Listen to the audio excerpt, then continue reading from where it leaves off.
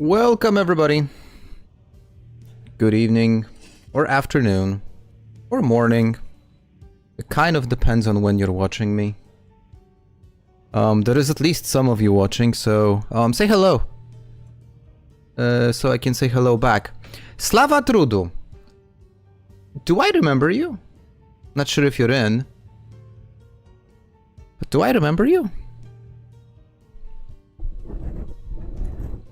I'm gonna let the stream marinate for just a bit, like 1 or 2 minutes before we begin. I haven't even started anything yet. As you can see, I am literally on the screen of the character that I want to play today. I got my monster drink with me. I didn't get enough sleep today, which usually is not the best sign. But we will see. We will see how it goes.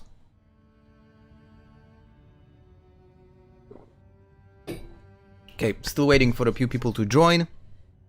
Let me chase some of my regular viewers.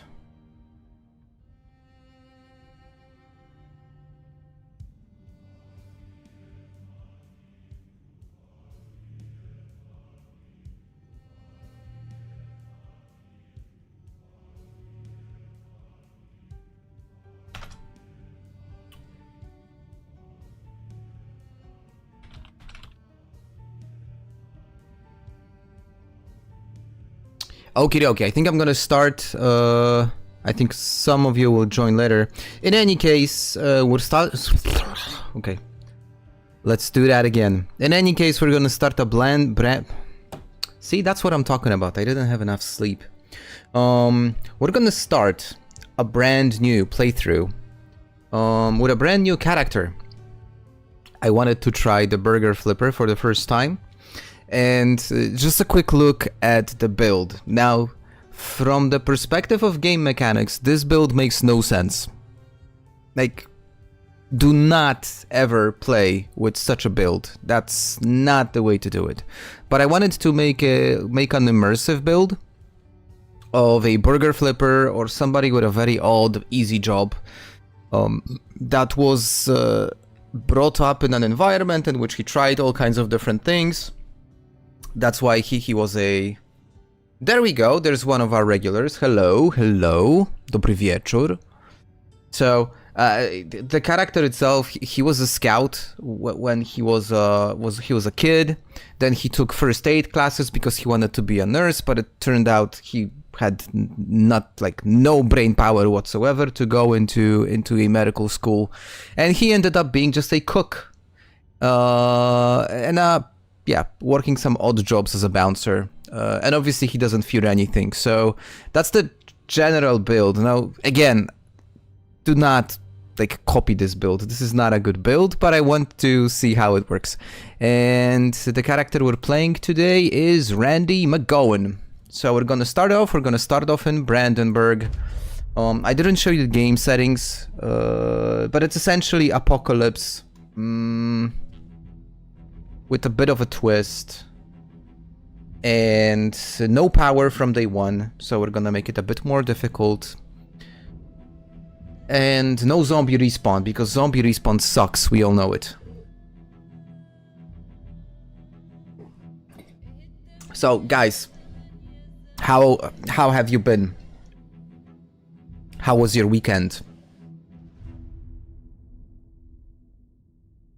Mine was incredibly lazy. I've been so lazy recently, it's just incredible. I've been lazy to a point at which it becomes, it starts to worry me, essentially. And I'm starting to wonder if, is it okay? Or is this something wrong? Couldn't sleep because of those jets. Which jets?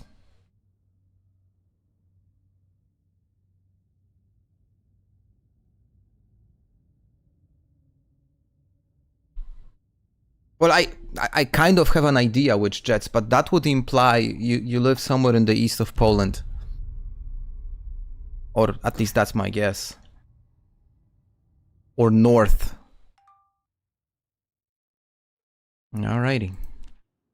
Let's get this going. So the plan is obviously to get into Indiana, and this time around I am starting in Brandenburg, which is, let's just say, a city I know a bit better. The problem is the fact that I know it better doesn't necessarily mean I know exactly where I am. Okay, and... oh, an energy drink, nice. And my intention is not to play fast. So if you're expecting a high-paced... Hey Gabor, if you're expecting a really high-paced playthrough, that's not what's gonna happen today. I really want to take it slow. After last time, I want to pace this playthrough. We have no power, so this is like we're starting with a bit of a negative handicap, and I'm obviously starting deprived as always because I just like the extra 6 points. Oh look! Well, that's incredibly lucky.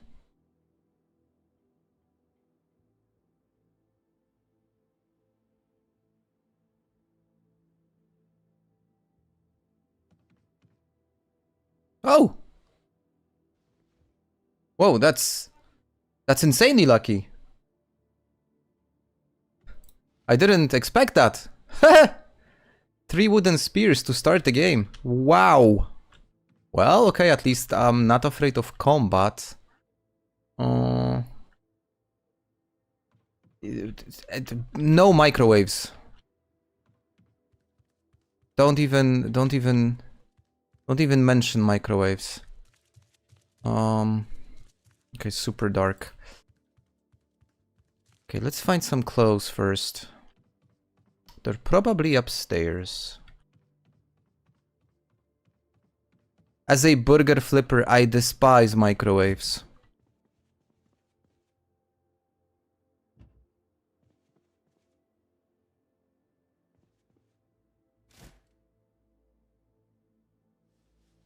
So I was playing that playthrough I was showing you last stream. I was playing a little bit offline, and I found a really interesting bug. I think it's a bug, but essentially what happens is I think it's probably a mod. I mean, it's 100% some sort of a mod conflict.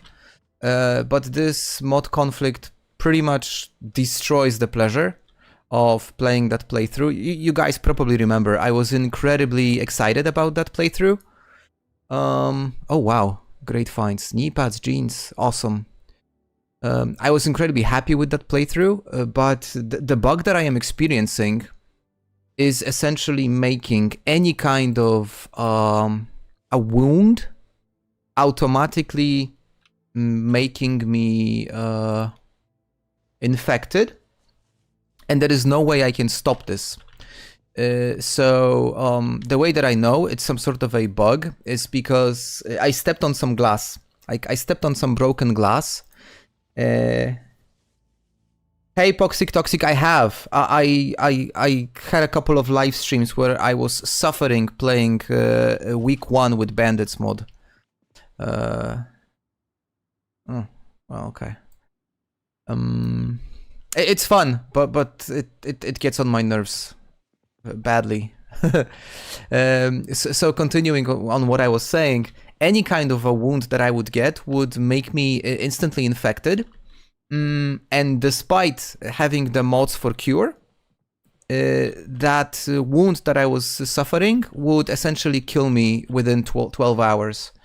So I had this case, and also something that trailer interesting, and also something to consider when you play, and not when. I mean, I'm sure a lot of people know, but there are also people who don't know that.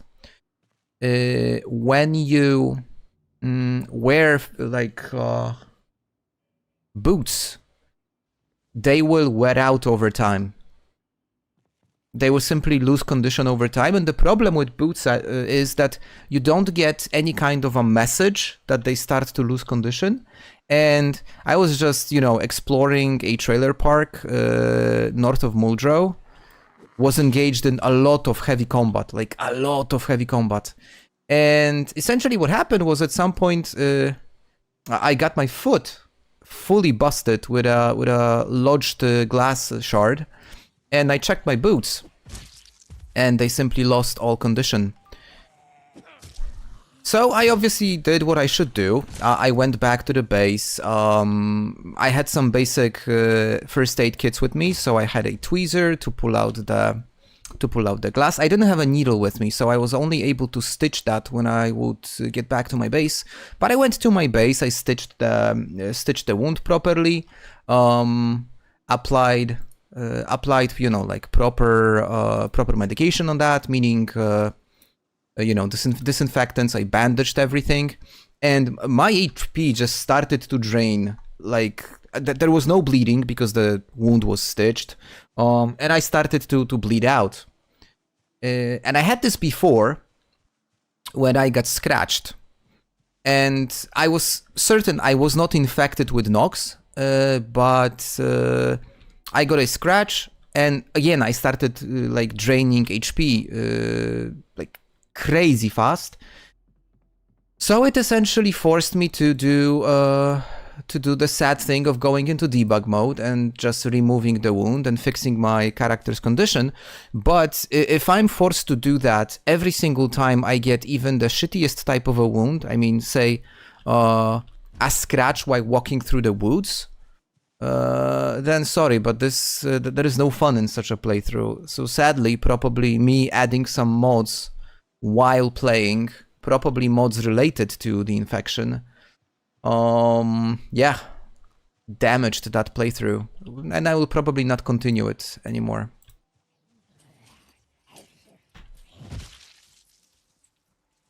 Okay, our character is a smoker, so we will definitely need I'm gonna need some tobacco in any form possible. Why like 3 letter openers? Is this like some sort of a, or it was just 2?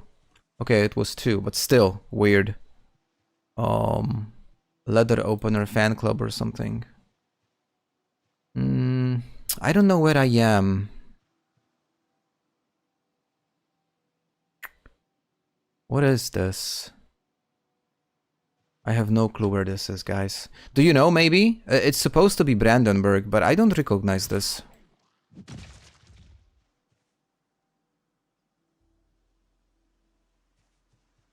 I have no idea where this is.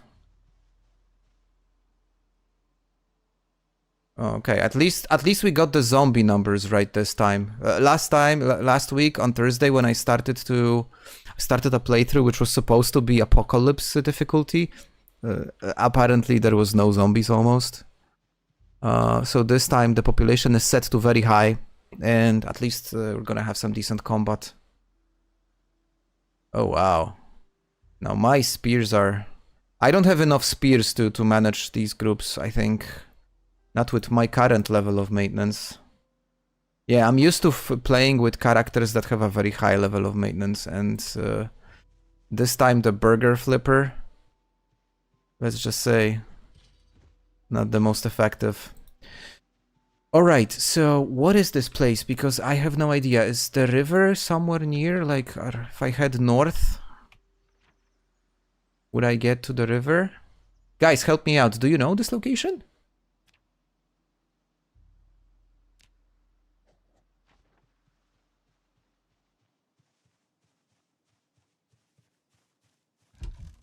No, opened. Convenient.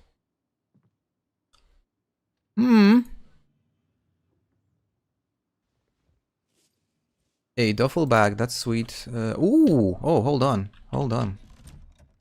First of all, I like to wear the poncho. Poncho is cool. Maybe 2 is overkill. Zoom out a bit? Okay, let's zoom out a bit.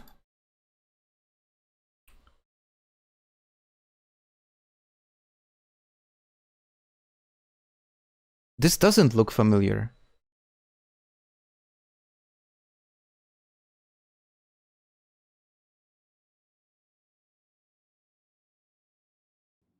I mean, I could try and identify this in the offline map, but I don't want to do that.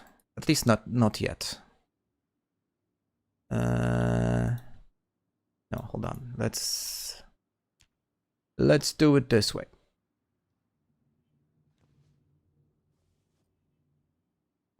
Almost in the middle. Man, I thought I knew Brandenburg well, so apparently I don't know it that well.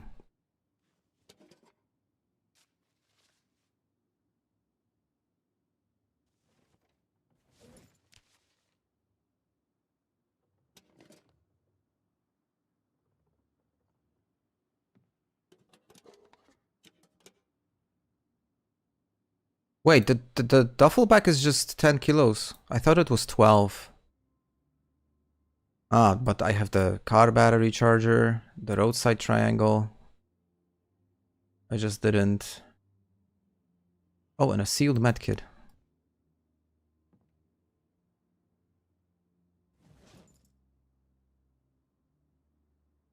Hold on, guys, let me get these things under control first. Forceps, cotton balls. Never use them. I still haven't used that mod you were suggesting that like allows to open up and use all the containers regardless of their location. I probably should do that at some point, but for now, okay. Okay, a little east. So essentially the roadblock and everything everything fancy, including the bridge, is in that direction. So this is where we will head. I would prefer to find a car at some point. Now, since I don't have a vehicle, I mean, I don't have power, then all of the food will get spoiled really fast. So I'll just try to... And also, I'm not going to be able to cook anything without the fire. So what I'm just going to do is I'm going to probably scavenge a little bit, not to carry too much stuff with me, and slowly work my way towards the roadblock. Yeah, while being forced to...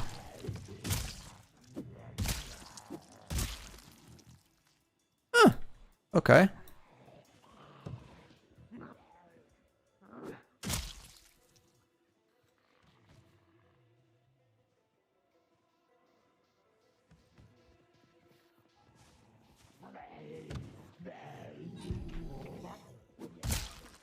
Where did he come from? The doors were closed. Gonna take the scissors because they are useful in many ways, and I'm also gonna wear the belt because the belt is also super useful.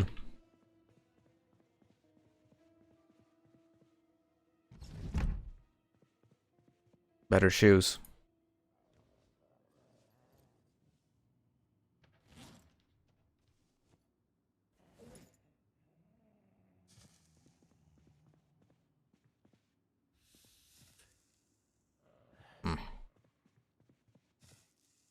So the main idea for this entire playthrough, guys, is to, once I get to the north side of the river, once I get to Indiana, the idea is to just start exploring. Because I've never been there.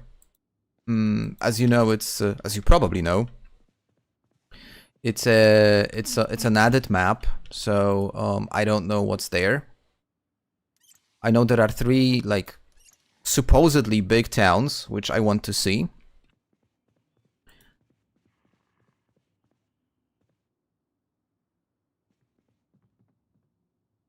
Yeah, without a car, it's a big no-no. So, I mean, I guess at some point we're gonna find a car.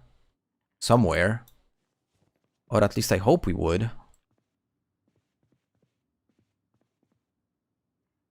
It's a bit warm for a sweater. Plus, it would replace the poncho. So no, I'm not switching that.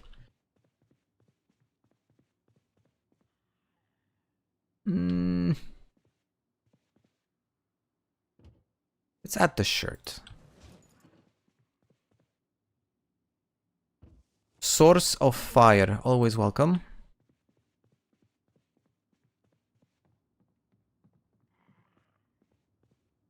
Yo, I can definitely hear something. I wonder which window? Maybe this one. Okay, no, not here. The fact that there is no power also means no life and living TV, obviously. So no free skill points. We'll just have to... Ah, okay. Here it is. I'm just gonna have to grind every single skill the old-fashioned way.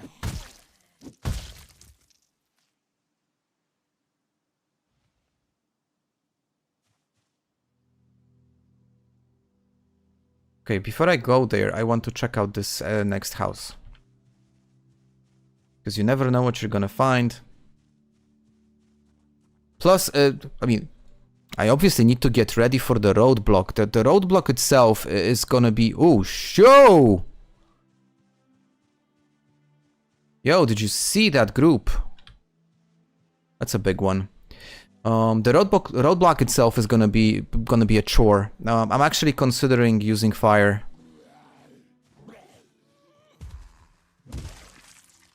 Get him, Randy.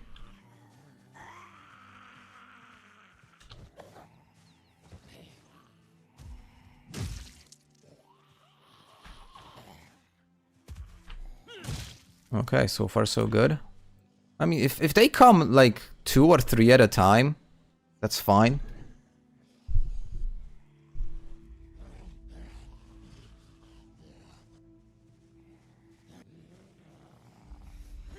Okay, but if all of them pull at the same time, I have to be careful.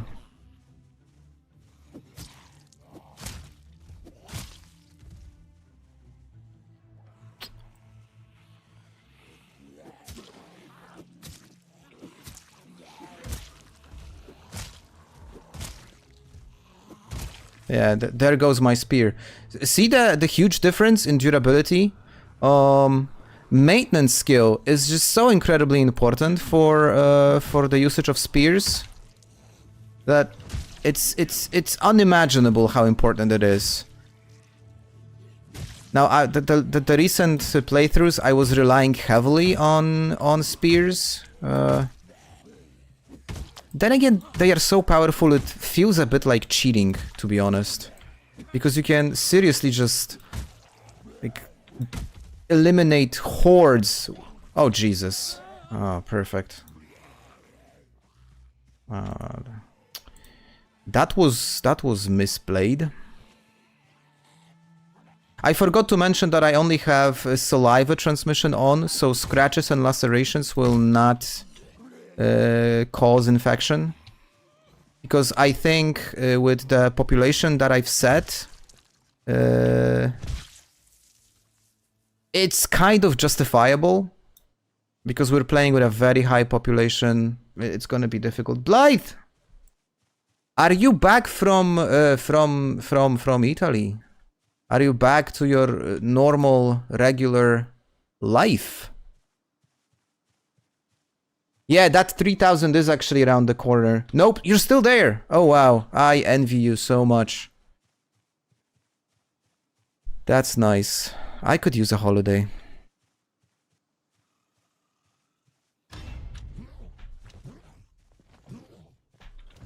But I'm having a little Christmas sitting on the balcony again. Oh, just shut up. Like, don't even start. No, I'm joking. I'm happy for you. I'm gonna have a really cool day tomorrow. Kind of like early Christmas. Please don't consider this bragging or anything, but I am actually picking up the car tomorrow. So, oh, pork chop, sweet. I just cannot wait.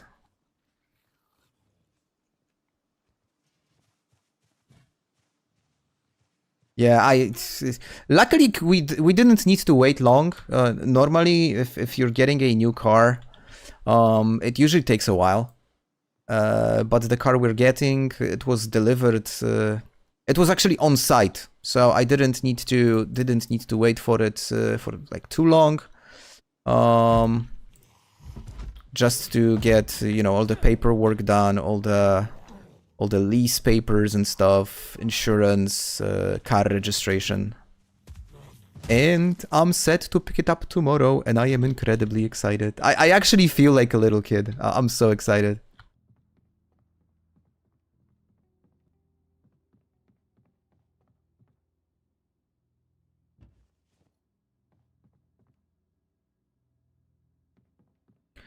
Saplings are not rare.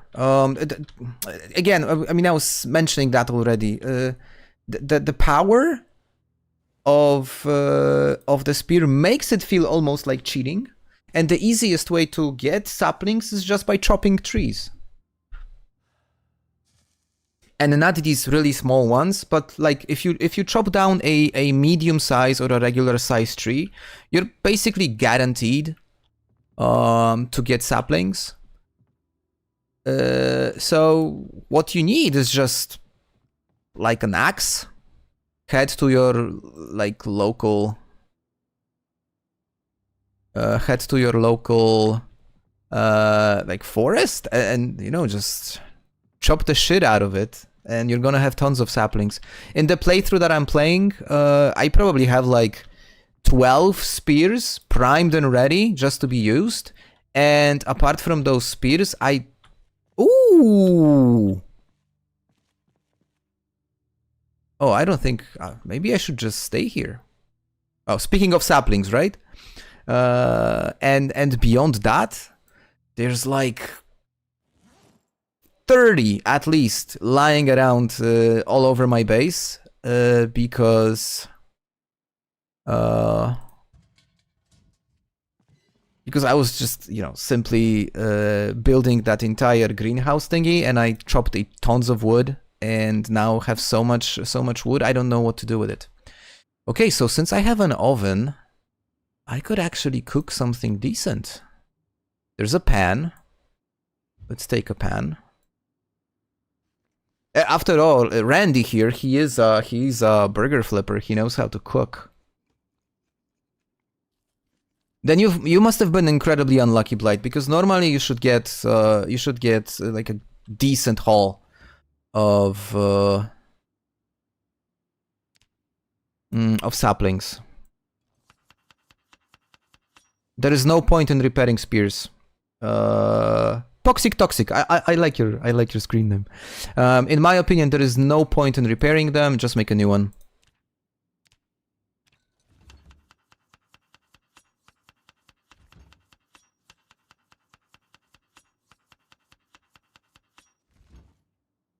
Well, that is a meat-heavy roast.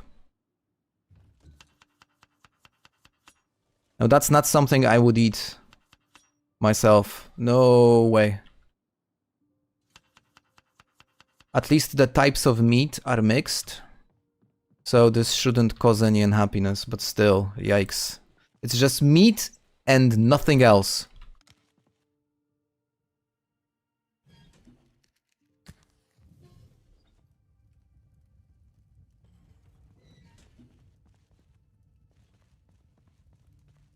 Okay, let's carve another one.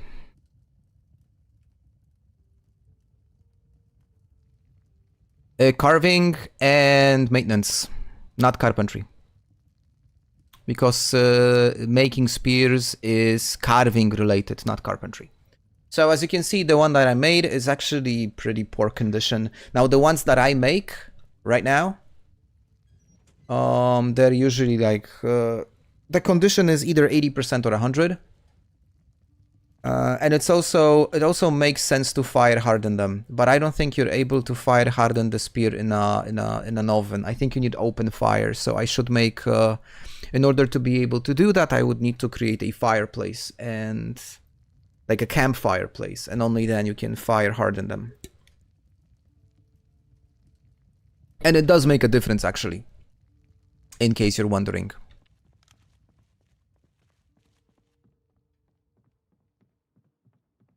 Okay, do they have anything? Cyber killer. Psycho killer. Qu'est-ce qu'il c'est? I forgot to take one thing from my from the starting house. I had a sewing kit over there. And that's something I would love to have, but I don't. Shame. And sadly they don't have it here. Any special things on this run? Well, I want to get to Indiana, and I didn't do anything special. Like, I didn't add any weird mods, nor anything. It's just a fairly high difficulty playthrough, without any gimmicks. Look, check out the size of the book. It's an item added, I think, through I think it's added through more traits, but I think they failed to downsize the the items, and these books look like just, you know, a book you would find in Lord of the Rings.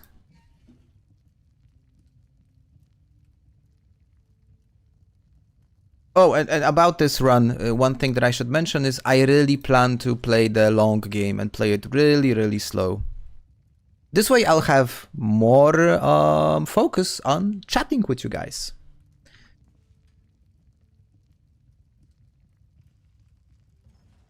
And Blight, since you're... yeah, Silmarillion font size 128, probably, or something like that. I actually read Silmarillion.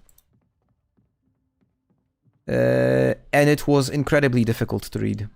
It took me a very long time. I barely remember anything from the book, because it's just the language used is so complex. But I can say that I've read it.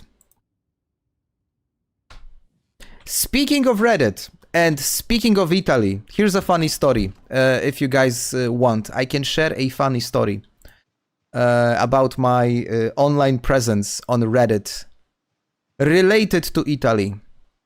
The story is I got perma-banned today on Reddit.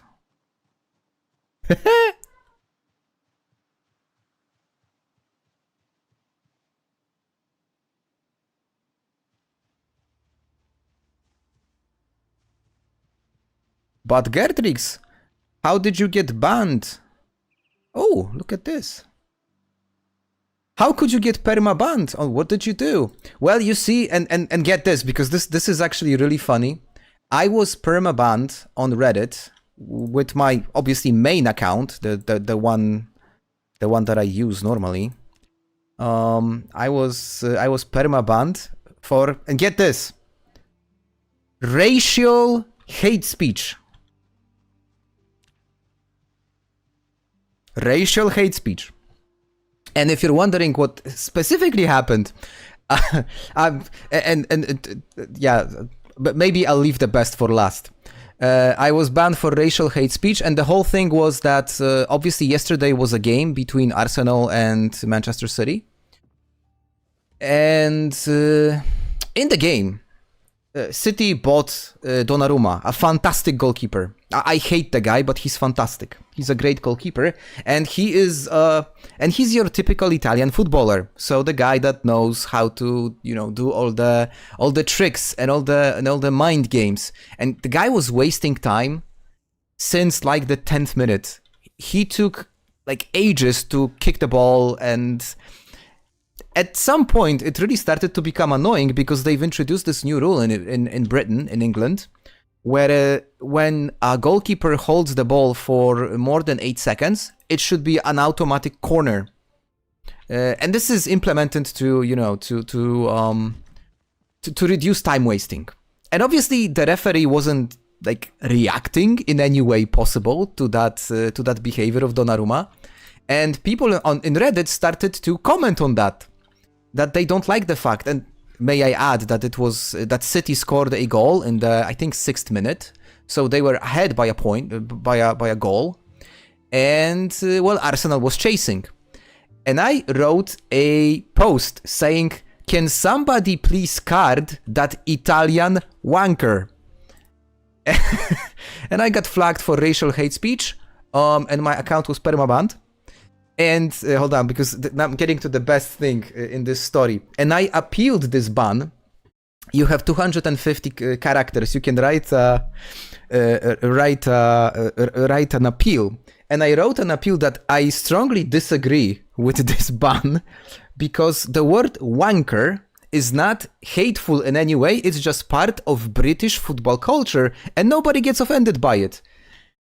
And guess what? 8 hours passed and they lifted the ban. So apparently you can officially call goalkeepers Italian wankers, and it's not considered racial hate speech. But it was just incredibly funny. When I got the ban in the morning today, I figured if they don't lift it, I'm never ever going back to Reddit again. But it's a cool source of info, so I was kind of hoping they would lift it. Still, it was pretty funny. You wake up in the morning and you see you were banned for hate speech. I was like, what did I do? Did I forget something? Was I drunk? And then I went into the explanation, and that was the reason. Oh wow! The spear survived one zombie. Awful. Oh, but they have awesome boots.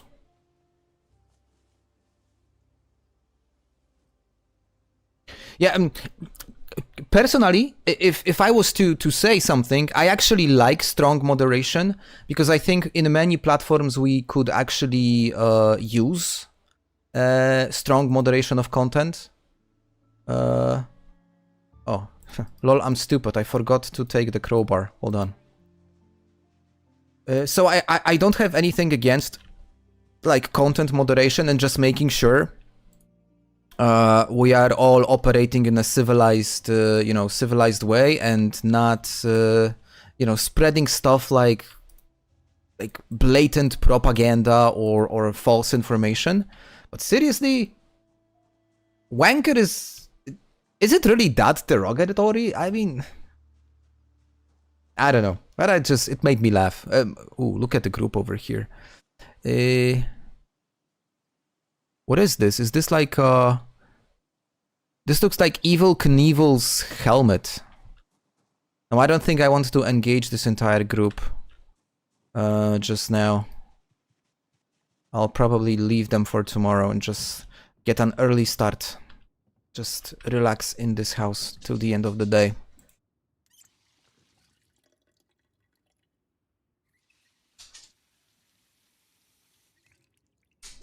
Can you make like some sort of a...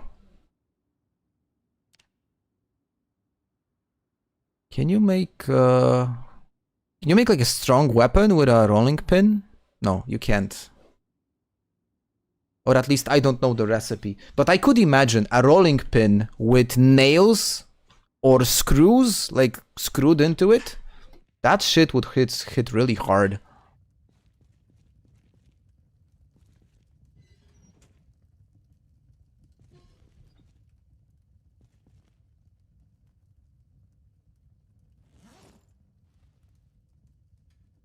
I wish I would have some sort of a skill book that I could read. Just to... not enough room. Okay, I'll do it later then.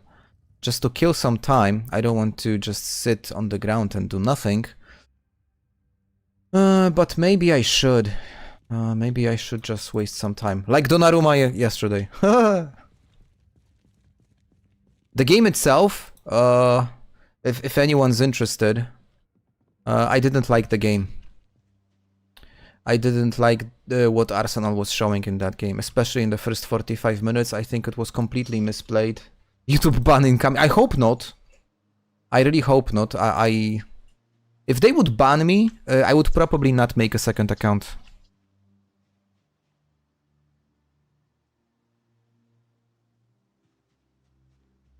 Okay, maybe a few of these would like to dance. Maybe this guy in front. This is actually not a guy. I think it's a her. Come on, notice me, but not all of you. I just want one or two. No, these things are just stupid. They're just plain stupid.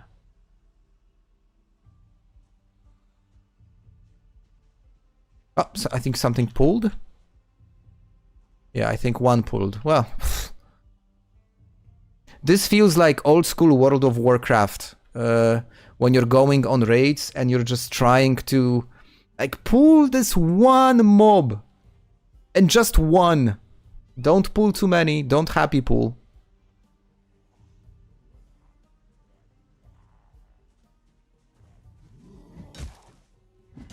I never really worried about these things because I was always playing as... I usually played range DPS, so it wasn't my problem for either pulls or crowd control.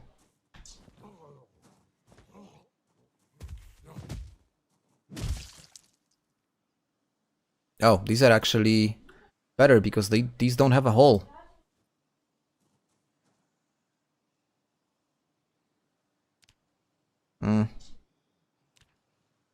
Man, I would play World of Warcraft. But not this, like, this World of Warcraft that you know, people play today. Not this shit, no. That genuine old school, like, Wrath of Lich King World of Warcraft. That was just such an insanely good game.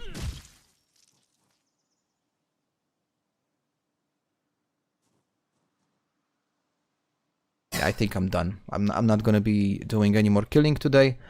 I'm just gonna grab some food. I'm gonna fix the bandage and just try and go to sleep. Wake up early and start to work my way up. I'm interested in this. This is this could be a warehouse of some sort.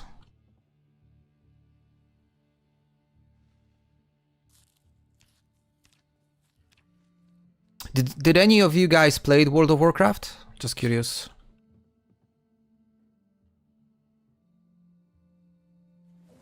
What is the bandage? Hey, didn't I have... Ah, alright. Hold on.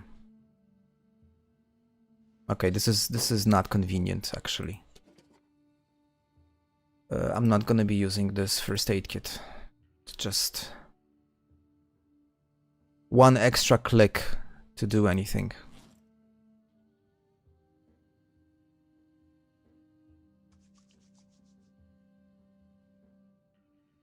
Long time ago. It was a long time ago, wasn't it? Man, I still remember when I was getting Wrath of Lich King, I was getting it. You're playing it still since Pandaria. Pandaria is when I stopped playing. That's when I actually stopped playing. But when I was getting Lich King, and this is actually also a cool story, I got it on the premiere night. So it was still the time where you would buy games physically. So you would have a box. Of course, I could buy like a digital copy, but I wanted to have my my own physical one, which is probably now lost somewhere, sadly, because the box was really nice. But I got the premiere copy. It was on the release night. Oh shit, too much pain to sleep, and I have no painkillers. Okay.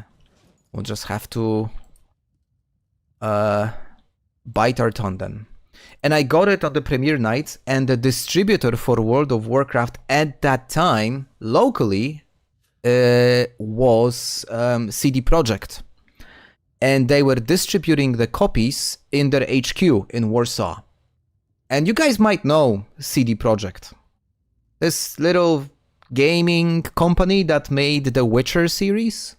So they were actually releasing the game at their HQ, and there was like a queue outside. It was in the middle of the night, and my buddy and I, we were waiting there for hours. There was a cosplay competition.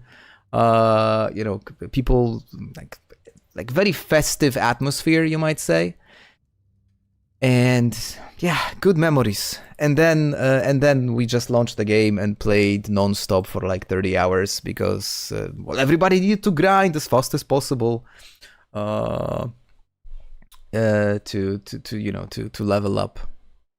Man, I have so many great memories from.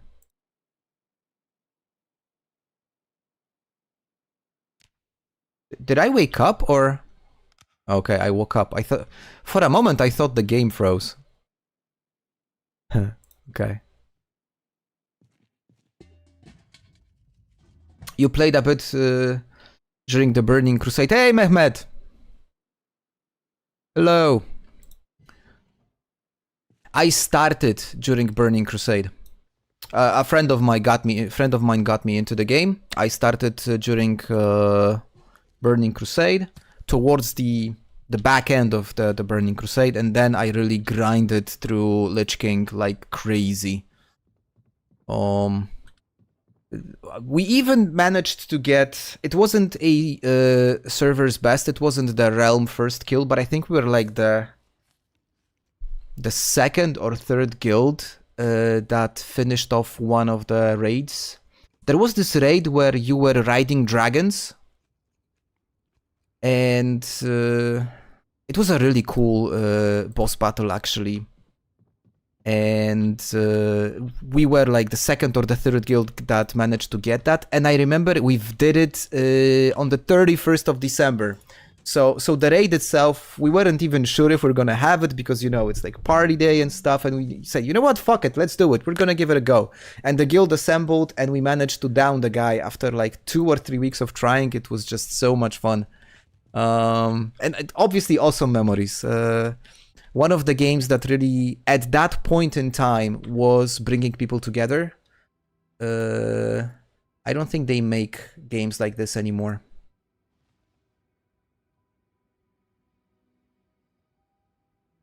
University started for you. Cool. What's the topic of your class? What are you studying? Actually, not being an MMO guy is probably the right thing to do, because this thing just eats so much time that it's probably not healthy.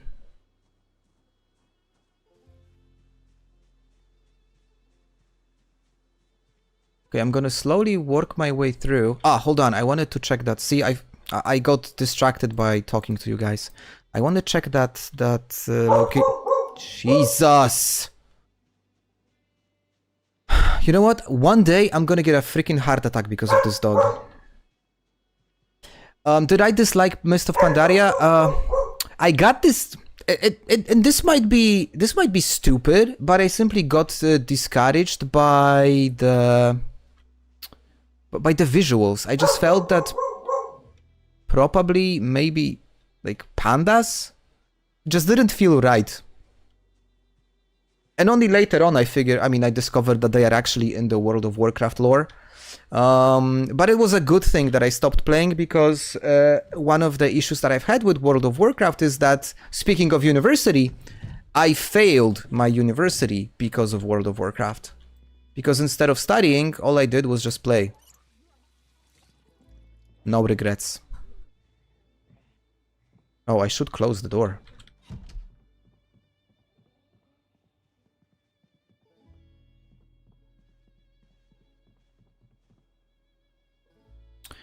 Oh, there it is.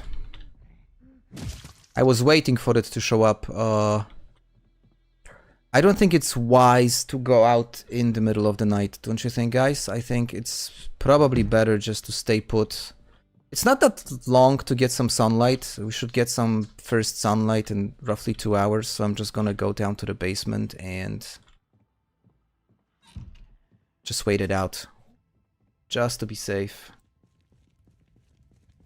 So again, just wrapping up on this discussion, I didn't have anything negative about the gameplay itself, nor the functions which were introduced with Pandaria. It just didn't feel right, and I played so much time that it was probably bound to happen at some point, that I will decide that I need to stop, and I stopped.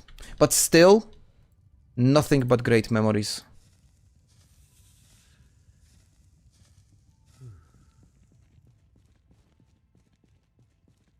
International relations. That is such an awesome topic. Okay, I was expecting sunlight. It's 4:20. Okay, better. So, do you feel like pursuing some sort of a career in diplomacy or potentially international institutions? Or is it just something that you find really interesting?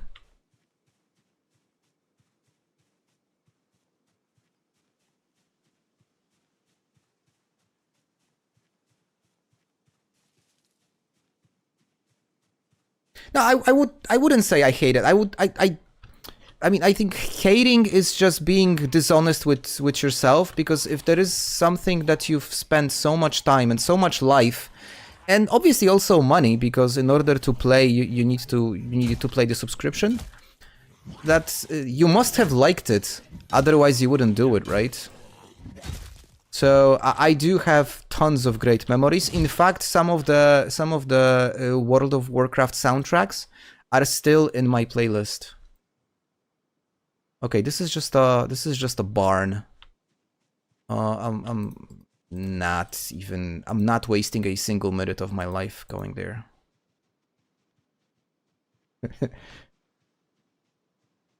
And obviously in that barn and in the farmhouse next to it, there is the generator magazine, a fully fueled like Humvee with the car keys inside, a katana, and rations for 2 weeks. What class did I play? Most of my endgame was done as a destruction warlock. Steven, I haven't even gotten to that side. Yeah, and the shitbox as well. I haven't even gotten through the river yet. So I have 0 experience and nothing but expectations. Let me just put it this way. We are now in Brandenburg, and I'm just trying to work my way through Brandenburg slowly and get myself equipped enough to try and cross the bridge. Why is this other zombie so stupid? Didn't it hear that? Well, it's not really my problem, but it's okay.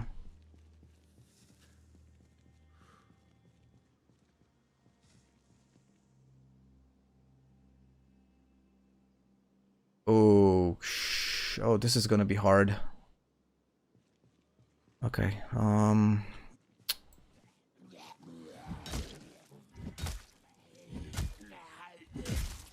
gonna do it slow.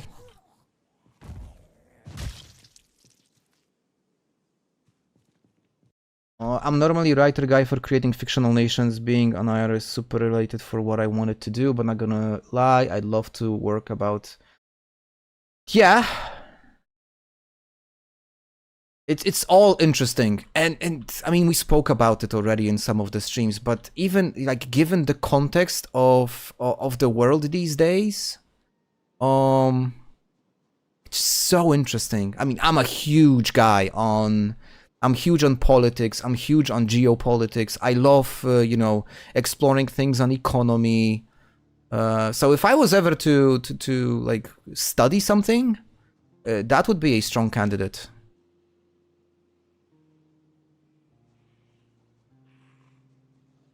Steven, I didn't want to spawn there because I wanted to have some build-up.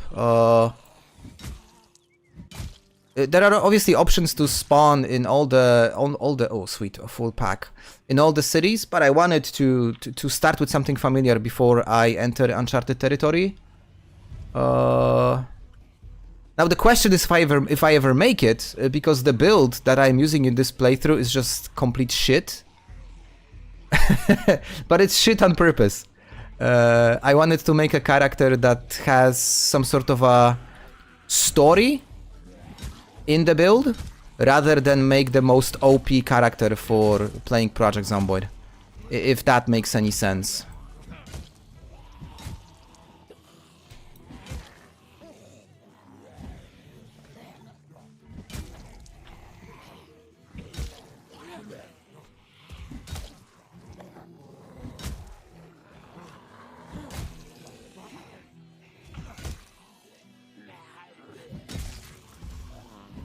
Oh shit, okay. I thought I was close enough to smash their heads.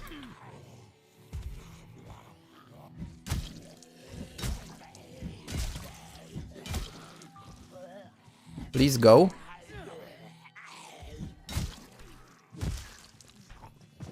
Oh, come on. She was still on the ground.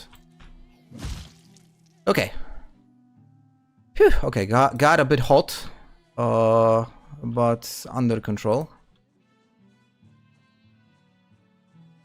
What about UFOs and conspiracy theories? Do I like them?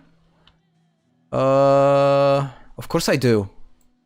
Man, you know, I was raised, I was, you know, like born mid-80s and I was raised in the 90s. I grew up watching X-Files. I mean, what else can I say? The first conspiracy theory that that I've had access to was the whole thing around World Trade Center, and that it was an inside job. I even made a podcast episode with my friend because my friend and I, we used to record a podcast, just like a, you know, like a buddy project. It wasn't anything big. We didn't seek like a large audience or anything. It was just a space where we could just talk about things that we find interesting, and we made a whole episode about conspiracy theories. So I love conspiracy theories. I don't believe in most of them. I'd rather believe science, but I do like them.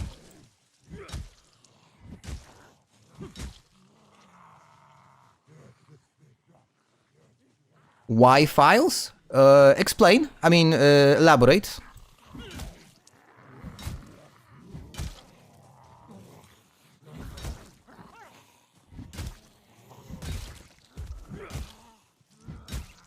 But UFOs and aliens and stuff, I love these things.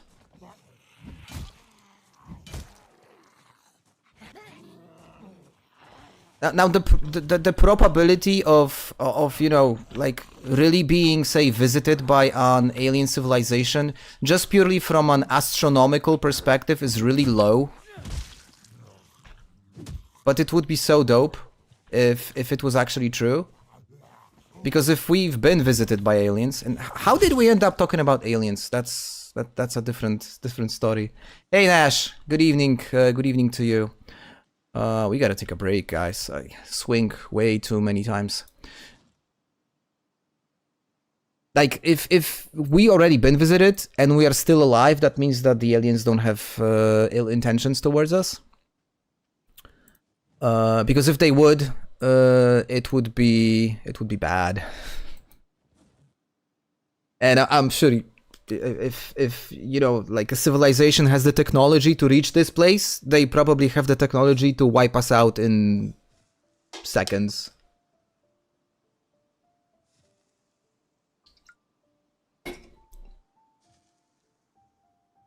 But some of the stories related to UFOs are so compelling.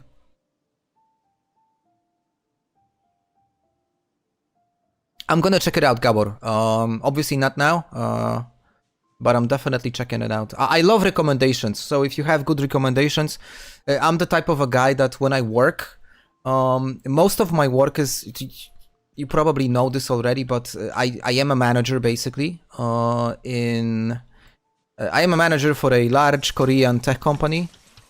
So most of the work that I do is just basically talking to people. But whenever I have some work that I need doing, like you know, a presentation, or like preparing some documents, reviewing documents, I love to have YouTube like turned on and just, it's my background. And I'm always open for new content. Ooh, a wasp nest.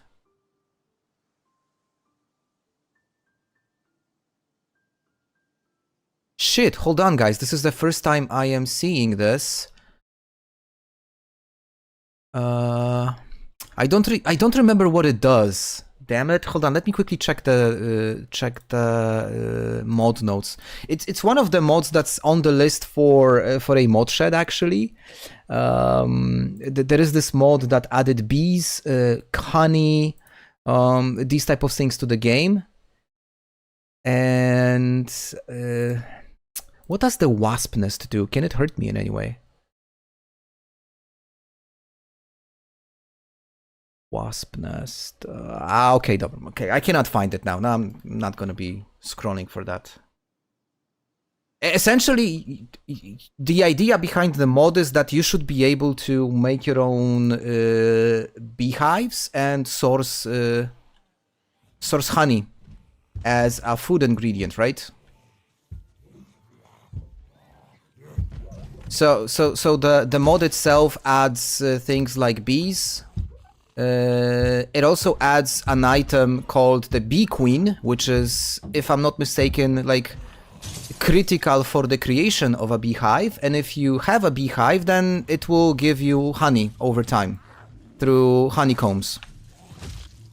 It also gives you wax, which can be used to make candles and stuff. So all in all, the mod itself, the concept is really fun, especially for wilderness type survival playthroughs. I found it recently. I haven't went through all the mechanics of the mod, but I'm gonna make an episode about it for sure, because I think it's just one of those survival components that we don't have in the game as vanilla. And bees are, you know, bees wouldn't, bees, oh, Jesus, it's so difficult to say. Bees have been with humans from essentially the birth of civilization. So we should absolutely have them. And I am hoping at some point the creator would also add the possibility to make honey mead, which is an absolutely fantastic type of an alcohol, which is also not very common outside of Europe. And if you've never tried honey mead, you're missing out. Very traditional for the geography that I live in, actually. It's actually, again, today we're gonna have a stream full of interesting stories and learning new things. It's actually a very common misconception about Poland, is that we tend to drink vodka, and that, you know, vodka is the national alcohol of Poland, which is not entirely true. Whenever I would have foreigners coming, say for like business meeting and stuff. Ooh, a bee allergy. Ooh. Oh, that's a dope idea, but I think that would be so incredibly difficult, because that would also add the necessity of having some sort of what's the name of that medicine? There is this particular type of medicine that you take to get out of a shock. I don't remember the name now, but there is one. I'm sure you guys know what I'm talking about. But going back to what I was saying, it's a common misconception. Oh, you're from Poland, you know, Poland is famous for vodka, blah, blah, blah, everything. The thing is, vodka was the traditional alcohol in this geography, but a bit more to the east. In this area here where I live, it was mostly forests. And if you guys know anything about making vodka, it's made out of wheat, or, you know, you can make vodka out of potatoes and stuff like that. So in order to make it, you need to have large farming spaces to farm this type of a plant. And when you have tons of forests, well, let's just say you're not essentially farming a lot of wheat. But you know what forests give? Well, forests mean tons of bees. Wild bees living in these cool like wasp nests, which we found. So there was an absolute abundance of honey in this area. And if you read through like literature from the 16th century, 17th century, and later, people would drink what they referred to as wine. They would say that we would drink wine. But the thing is, in this area, there was no grapes, because it was simply too cold. And grapes were introduced only like later on in history. So the wine which all the authors were referring to was actually honey mead, because it was also sweet. And yeah, so Raven, if you ever read Sienkiewicz, which I'm sure you have, one of the favorite drinks, actually not one of, but the most favorite drink of the characters was actually vino. They were saying, we're gonna have some wine, but it was not wine, it was actually honey mead, which is traditional for this general area. And it's here in my location and all the way up north in Scandinavia, they also were really big on honey mead. And honey mead as an alcohol is just such a fantastic thing to drink. It's not very heavy, and it tastes like sweet. It has this lovely honey aftertaste. It's just probably one of my favorite things to drink.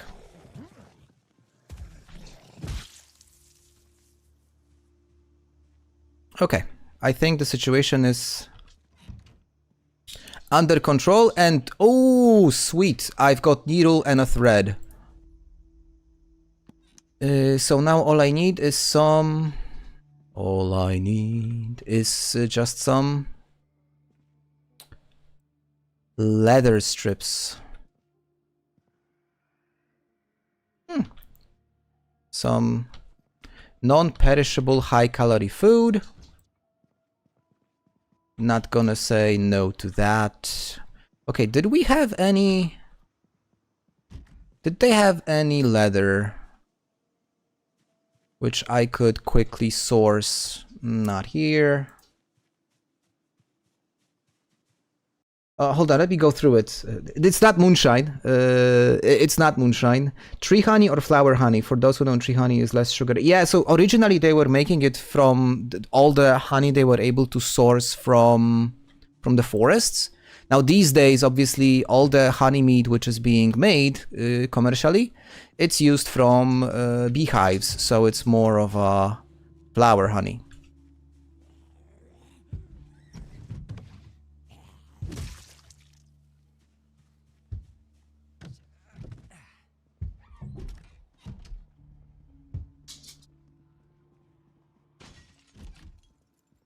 Oh, well, you broke the window completely needlessly because I'm already here. Doesn't matter. Okay. Okay, we are slowly... Ooh! Look! A fresh salmon and a steak. Oh, I gotta eat these before they go bad. Oh, some light reading also. Even more light reading. Perfect. Let's close the curtains. Let's get settled. There's probably a ton of them outside. I should potentially clear this area maybe. Or just go someplace else with the stash that I've had. Yeah, I think I'm actually gonna this is the bathroom. Okay, where did it come from? Okay, I think I'm gonna hide in this house, just to be safe. Just a little further out from all the danger. Yeah, I won't be able to read if I close the door. Okay, here should be good. Okay, so let's sit down. Let's read what we found. Old nomad Turks made alcoholic beverage from horse milk. They did, yeah. I mean, all the, like, I think it was not only, like, Turks, but also, like, in Central Asia, in the former Mongol areas, it's also quite popular. Don't ask me how I know it. I've never been there, but I know that that was a thing. Obviously, horses were the only thing that these nomadic tribes were able to essentially keep as animals. You really need a spear. I don't feel safe with the most other melee. Me too. I also don't feel safe, but that's the whole point of it. Let's mix things up a bit. Nash, you were in Kyrgyzstan? Where exactly? Because Kyrgyzstan was one of the places I was really looking at a few years ago as a potential, like, unorthodox location for a vacation.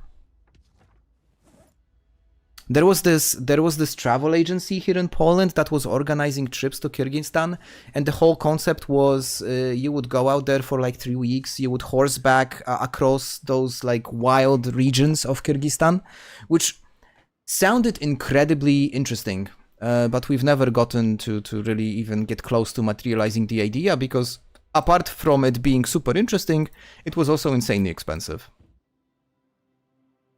But I'm curious about your experiences. Apart from obviously throwing up almost after drinking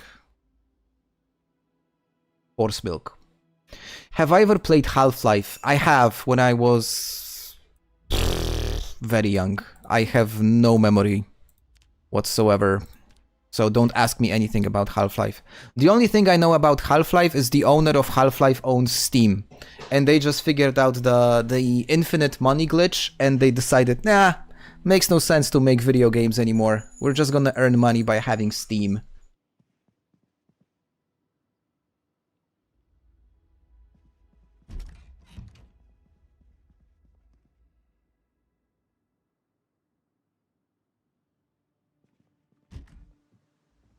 Oh shit.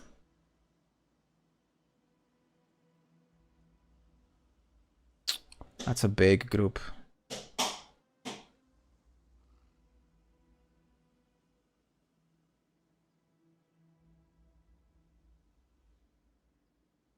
I don't know, guys. What do you think? There's probably about 15 of them. Okay, we're gonna give it a shot. Worst case, I'm just gonna fall back. Oh, you little. Yeah, I'm definitely falling back. I'm not fighting this large group. Yeah, I would feel... If I had a spear, I would, like, take him on easy. But with a crowbar, not so sure. Yeah, that's the whole... That's the thing which is super enticing about Kyrgyzstan, is that it's just incredibly... It's just all so... Oh, they're gonna lunge at me, gotta move. It's just also super high.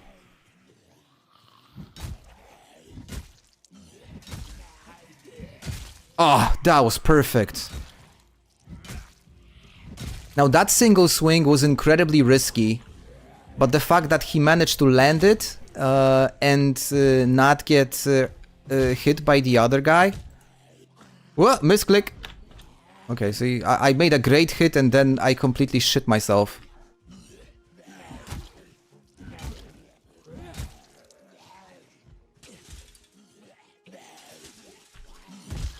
We would say in Poland that I shit myself 1 meter away from the bathroom. There is this saying, zesrał się metr od kibla, which essentially means... I'm laughing at my own jokes. Pathetic. Which essentially means somebody was almost there but failed. Okay. Tainted meat chunk. We're not eating that. Thank you. Okay, we kind of managed to get this under control. Managed to thin out the group a little bit. I think there was a leather coat somewhere over here. Let's check it out. There was. So we're gonna make a couple of patches. Let me catch up. I don't know if it was the jet lag, but the first day I was so tired. But being at height, the height definitely messes up with you because of the density of not the density. The higher you are, the lower the congestion of oxygen. So even a couple of 100 meters will make a huge difference if you're not used to it.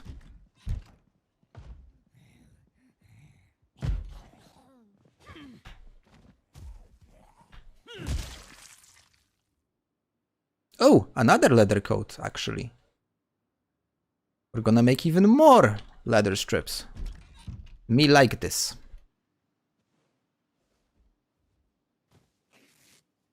Ironically, the highest point is not the highest mountain.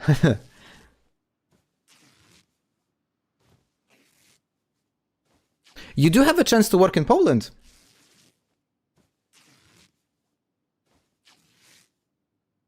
We have a pretty large Turkish diaspora.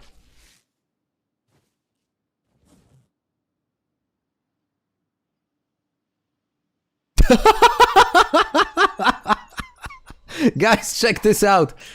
Cooked salmon. Throw fish back. I don't think that's gonna work, brother. I don't think that's how it works.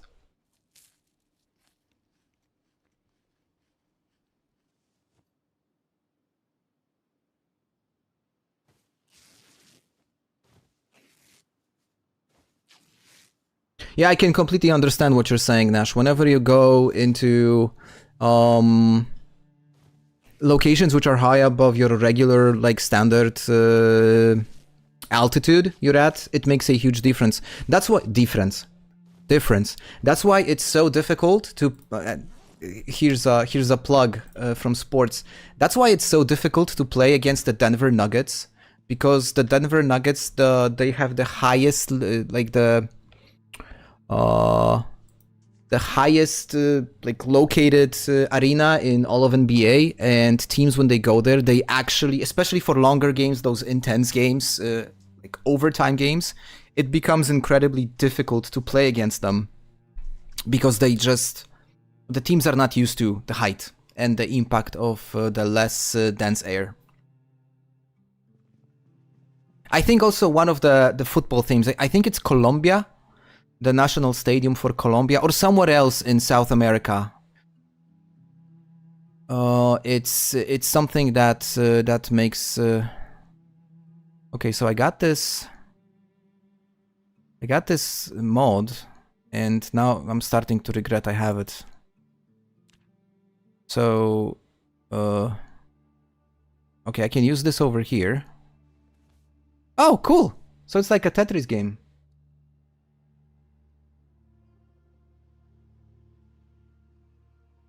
But it actually sucks. This patch won't fit well, less XP. Okay, less XP. Alright, I don't care about XP at this point. Funny. As long as it counts as a patch.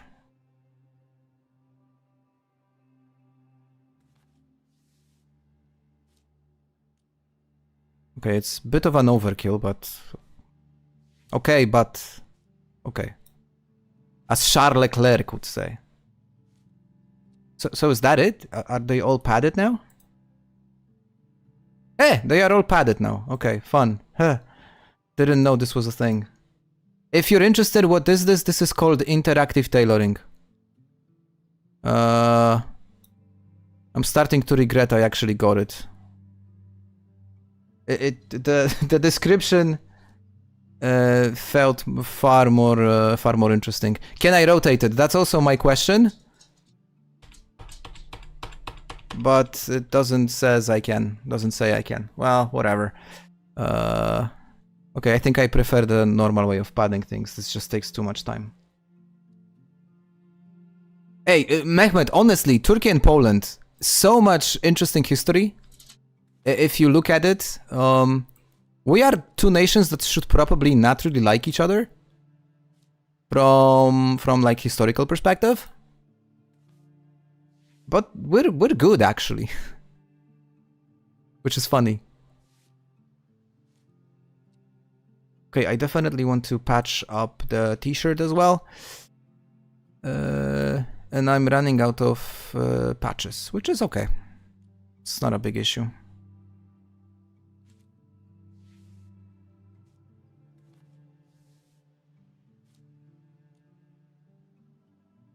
Turkey gets huge respect in Poland for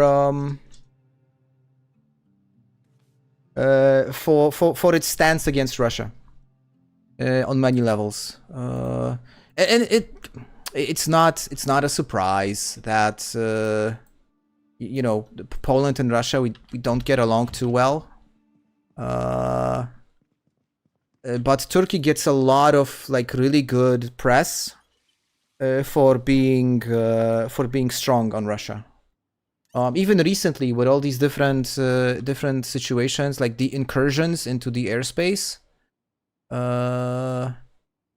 people were bringing up the example that Turkey did like a few years back when you guys simply shot down that Russian jet, and it's being quoted here like a lot as the proper reaction to these types of actions.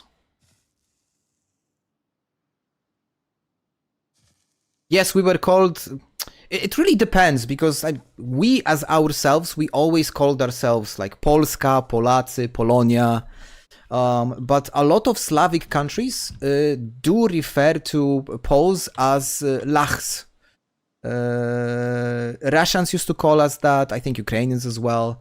And even some nations called us Lechistan, which is referring basically to the history of Poland, because the mythology behind the birth of Poland was that there were three brothers.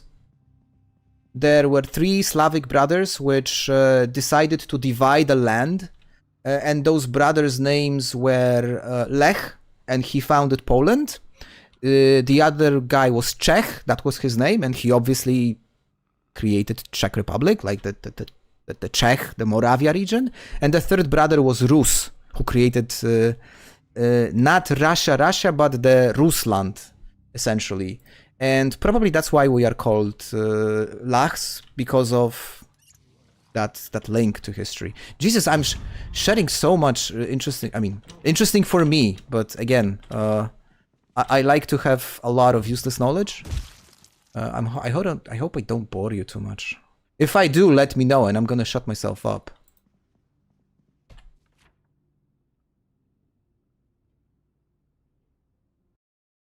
If I'm not mistaken, one of the sultans when Poland was being on invasion, something. I think so, yeah. Again, this is one of the details that I personally don't know to a full extent. But if I'm not mistaken, Turkey was one of the very few countries which recognized Polish statehood, even when Poland ceased to exist. But this is not something I am super sure of, so please don't quote me on that. Or if you know, correct me on that.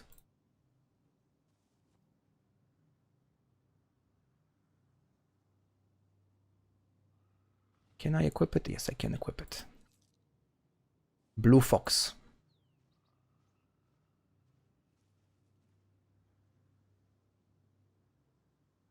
If you want an interesting mod, there is a mod that adds a couple of injections with. Yes, I want that. I absolutely want that, and you need to link that mod into the Discord in the relative channel, because I am looking for things which would add some spice to drugs. Oh wow, look at the group. Oh, I think I know where I am. I think this is this major clinic in Brandenburg, but it's gonna be a chore to break through it.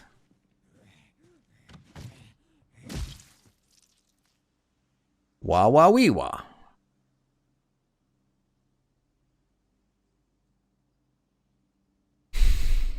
I could wear it, right?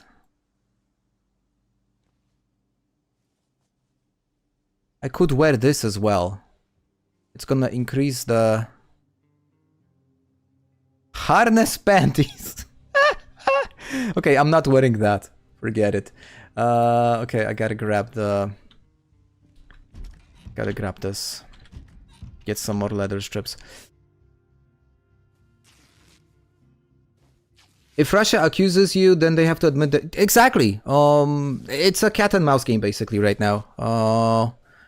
One country is testing, the other one is trying to call bullshit, and it's insane. We shouldn't be in this position in the first place. We should just all try to fix our freaking differences normally, like decent human beings. But I guess I'm asking for too much.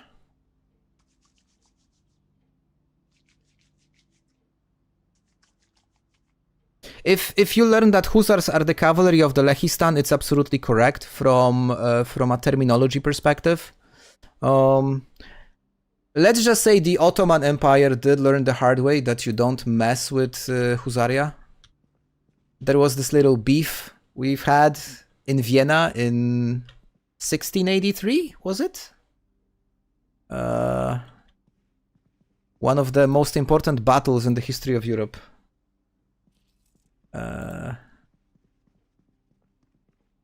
Now the sad story behind all of that is okay, we saved Vienna and we saved the Austria-Hungarian Empire in the 17th century, only to be wiped off the face of the map by them 200 years later. 100 years later, actually, not 200 years later. So let's just say they didn't remember to return the favor. Let's just put it this way. Yeah. I mean, that's why I love history. History is just so much fun.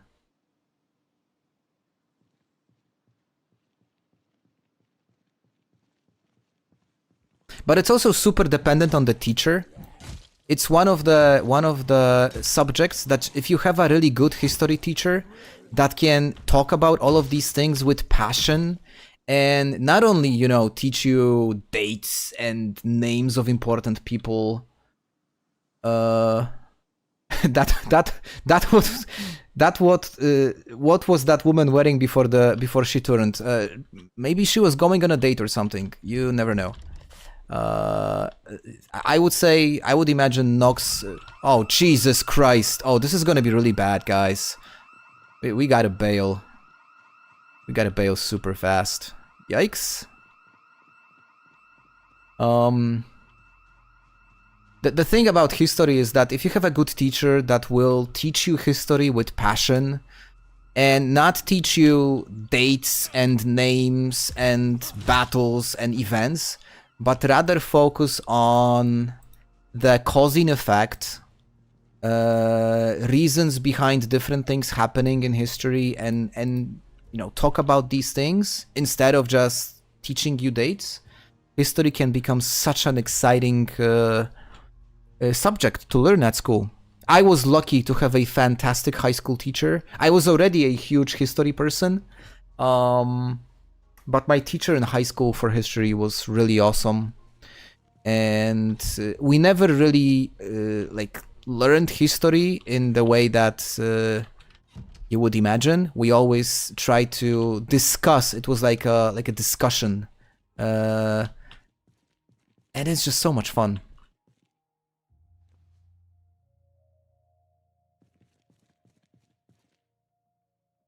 And exactly, you also need to be true to the historical facts, because it's not a coincidence that there is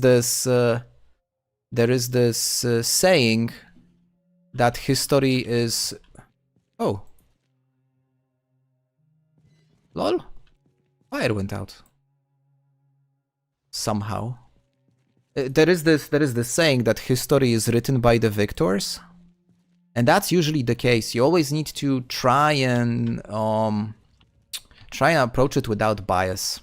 So try to understand the motivations of a given situation, what has happened, what were the underlying causes for a given situation. It's never black and white. It's never black and white, because we as humans, we are not black and white. We have emotions, we have grudges, we have desires, and it just makes everything really interesting.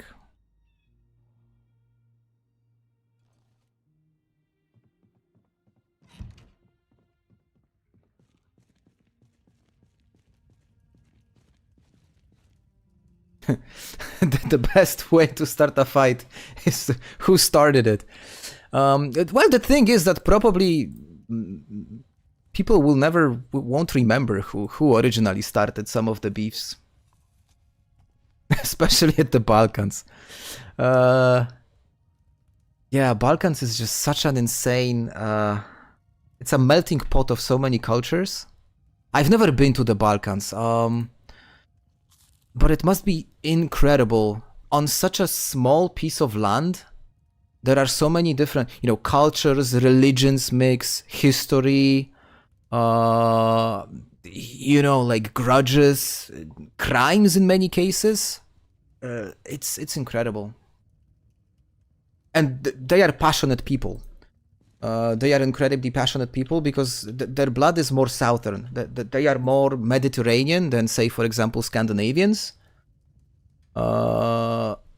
Who tend to be, and again, I don't want to speak in absolutes talking about people, because every single person is slightly different, but there are specific stereotypes which people from the Mediterranean, they tend to be more, like emotional, react to different things more emotionally. And I would say people in the Balkans, they are very passionate about everything. And that's why if you mix all these different things together and you add this natural passion of people, you might end up at times with some really great things and sometimes really horrible things. And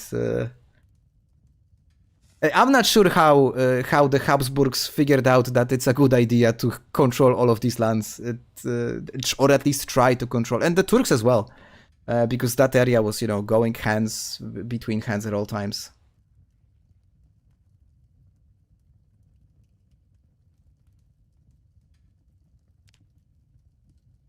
We're gonna wait for the sun to go down. I'm gonna go to sleep, and yeah, we're gonna wake up tomorrow and try to move along towards the bridge.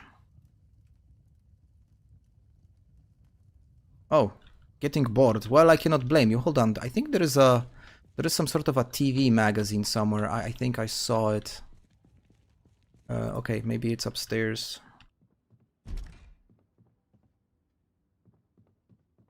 Over here, maybe? I'm pretty sure I saw some...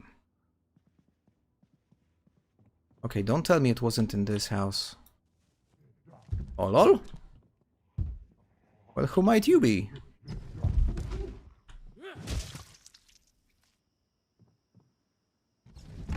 Apparently nobody important.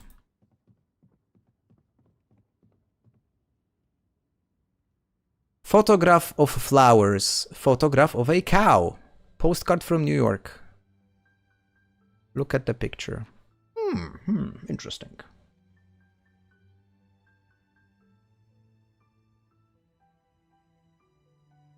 Getting rid of boredom. Oh, he's taking his time looking at that postcard. It must be a really interesting postcard. Okay, that's enough. Get some more calories in. How's my weight? Not good, as expected. Oh,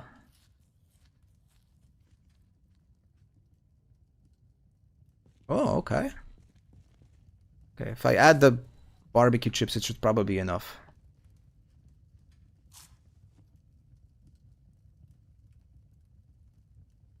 And we're gonna wrap the day with a cigar. It's a great way to end the day. Time to go to sleep.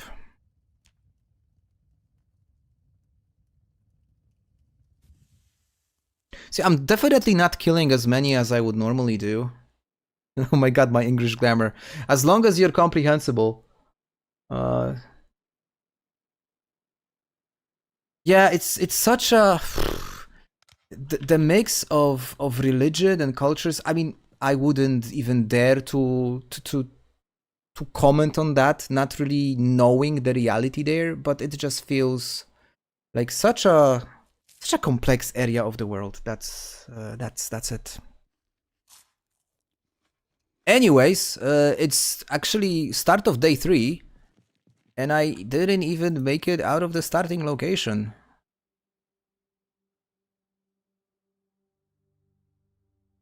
So when and how, see, exactly, we gotta stick to the important things. Well, my intention is to work my way towards the bridge. Now that house alarm probably is gonna make things a bit more difficult. Or it could be a blessing in disguise. Because the area it was triggered, that's the clinic. So we are like in the middle of Brandenburg. If I keep heading north, I will reach the river. And I think that's what I'm gonna do, because if I keep going north, I should probably have slightly less opposition. There's the river.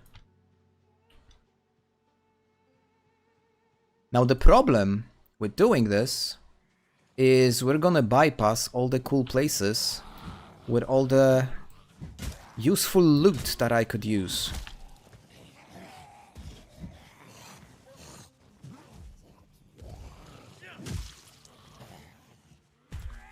Will he make it in time? He did. But he's not gonna make it for the third one.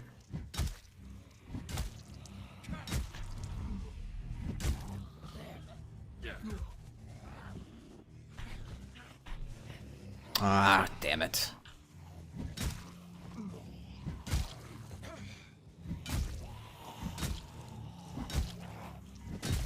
It's definitely, the combat is definitely more frustrating when you're not using the overpowered spear. But it's not impossible, isn't it? It just takes a long time. And some extra effort. Oh, look at the amount of clay.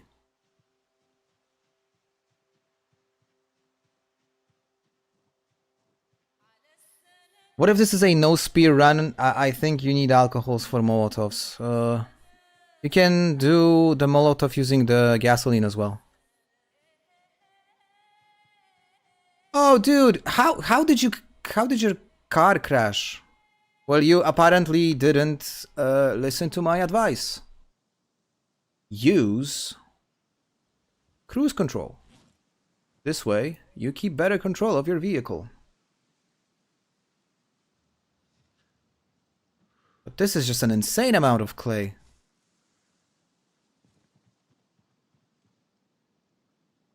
And even more zombies. Yikes, okay.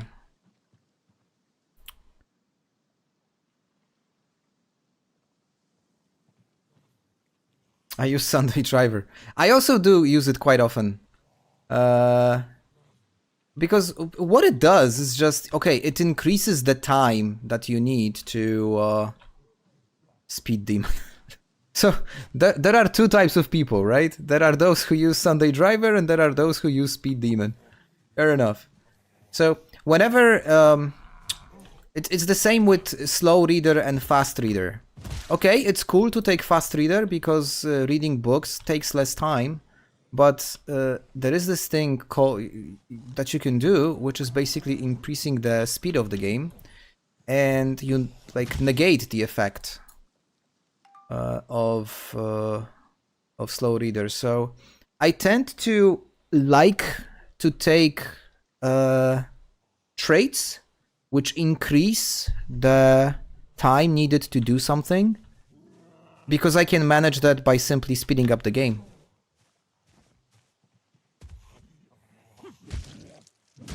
Especially that I have the key bindings in my mouse, which automatically increase the speed of the game or slow it down. So it's not even, I don't even need to go here to press it. I just have it fully under control. And I don't really feel the impact. Okay, for driving, it's like kind of impossible to speed up the game by when driving. But just listen to music or something.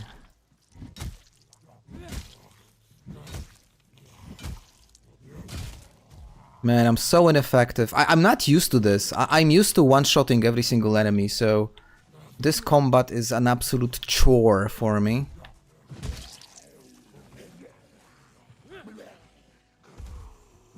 But we are going to get better with time, that's for sure.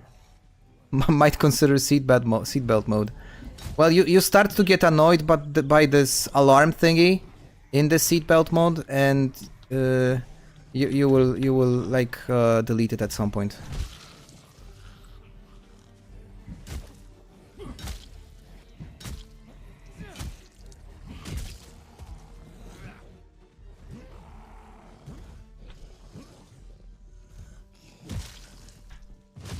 Okay.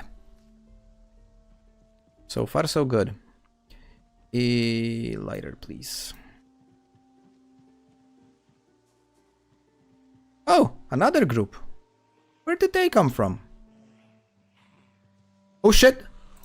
Oh, I misclicked. I minimized the game for a moment. That was not good timing. That would be so stupid if I would die. The downside of playing with two monitors.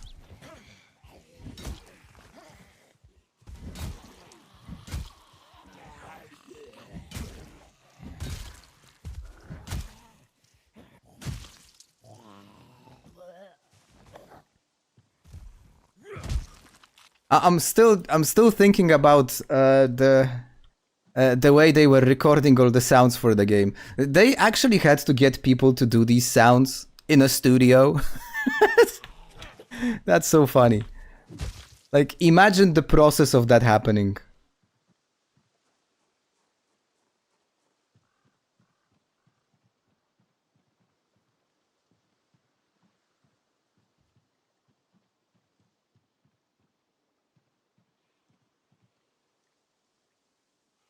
That's a very unique jacket.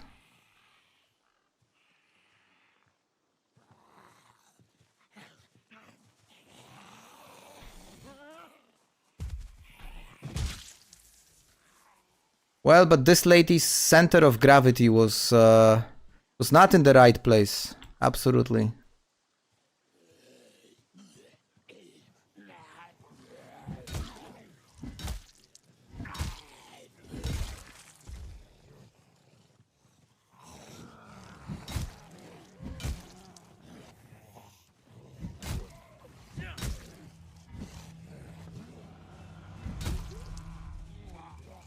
Oh, I'm getting tired.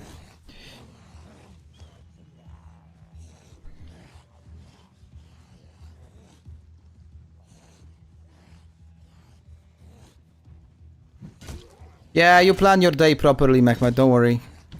I'll try to stay alive. For at least those 10 extra minutes. If all goes well, should be good. I am in this comfortable position that like 95% of all the planning is done by my wife, and I'm just being informed that this is what's gonna happen, or you have an appointment to do this in this location at this particular hour, which is a lifesaver, and I cannot appreciate it enough, because it makes your life so easy. No, I don't have sprinters on. Like, do I need sprinters with all of this shit over here? Like, seriously? No way. Okay, I'm not going through this way. This is not good. Have you considered putting a microwave into a river and jump with it at the same time? I think that's a great way to fish. Yeah. Love the idea.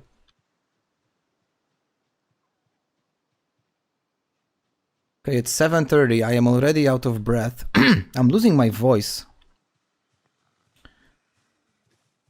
Babe!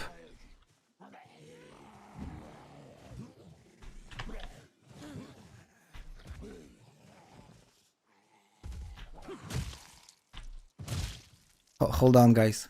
Juba! Oh? Hold on, guys. 1 second. Oh. Dziękuję. You guys know my wife is a lifesaver when it comes to tea. I barely drink tea in my life, but whenever I stream, I need it because otherwise my throat is dying. Which again makes me think about all those streamers which stream for 7 hours straight. Like, the stamina you need to have to do that, that's just so crazy. I'm gonna try sprinters, but I want to try it. I wanted to try it offline first, but maybe it would actually be more hilarious if I would do it in an online playthrough.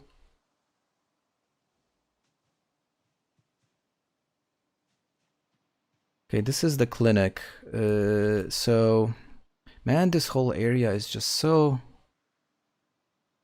okay, I need a strategy of some kind. Let me walk around it. Oh, here as well, huh? Well, the good thing is that I don't have respawn on, so when I thin out these groups, it's gonna be a bit more... It's gonna be easier. It's just... It requires work.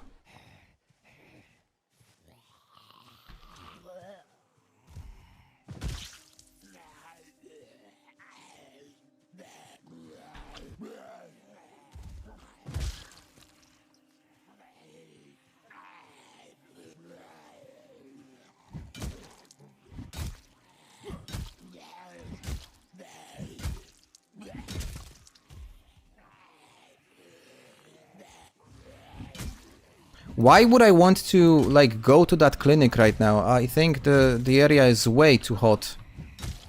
I think I want to have a look at the houses to see if maybe they just wandered away somehow. I could also try to do some sort of a distraction, but I don't have any noisemakers and stuff.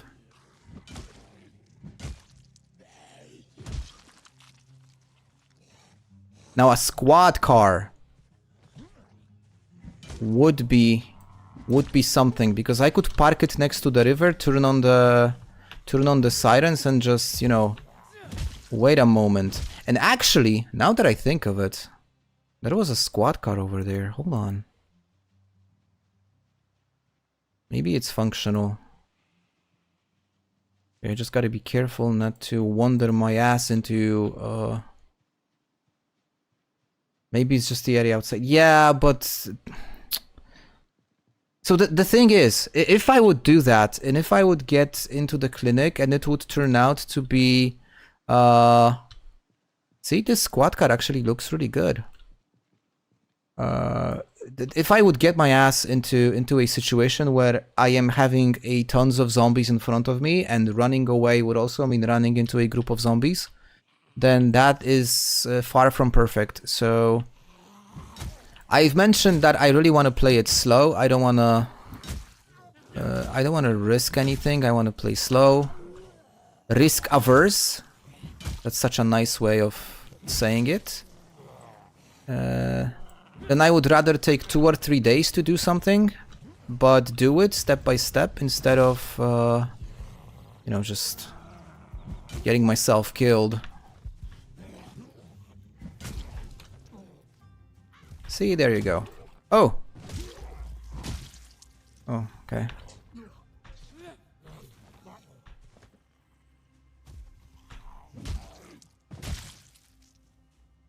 Ooh, a switchblade. Badass.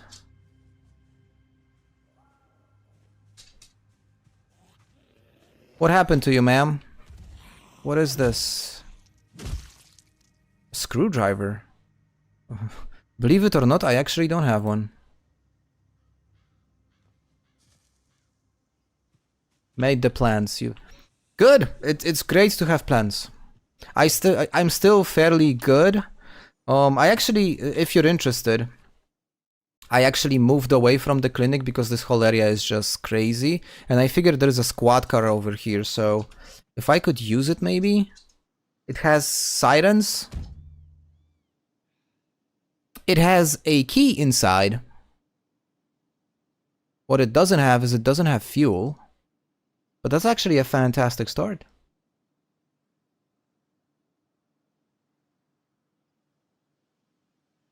Do not try to catch a falling knife. That's, ooh. Ankle holster. This is the first time I'm seeing it. Did you ever see it?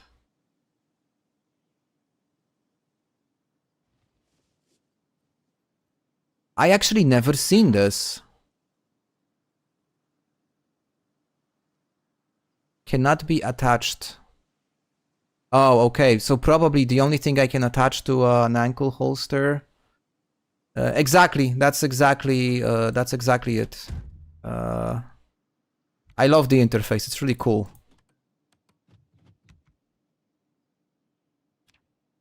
Unknown frequency. Okay, does it really does it yeah, I'm sounding like a zombie right now. Yeah, it's actually out of gas. Everything is fine with this car, so it's promising. We just need to figure out fuel.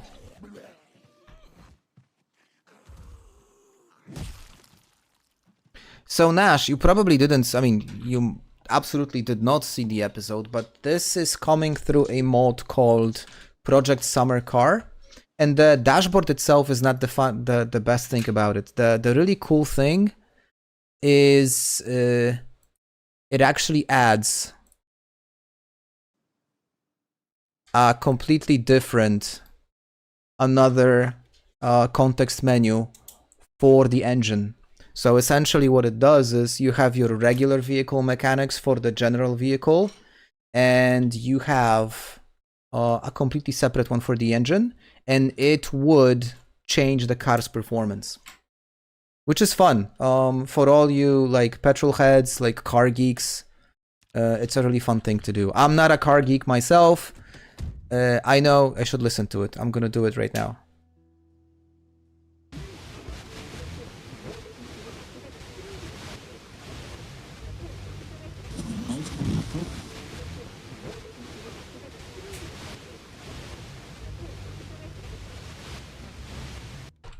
My ears bleed. 12th July between 6. Okay, so that's tomorrow. Thank you. We're absolutely doing that. I don't know what that Easter egg is. We're gonna find out.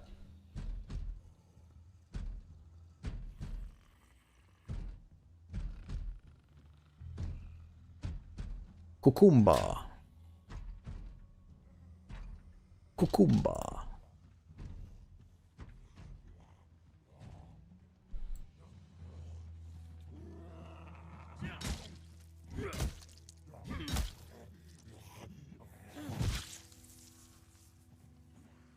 Yo, what is this? This looks like a group from Mad Max or something, but this guy has a spear. And a badass one.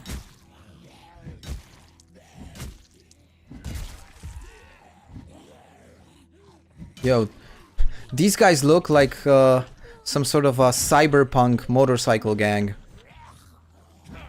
Cyber psychos.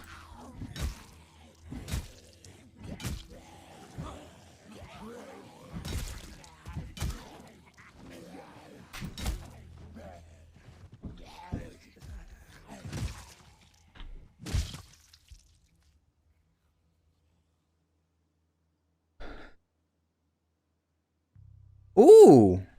Guys, tons of equipment. Oh my god, I think that's a hatchet. A holster, a shells bandolier.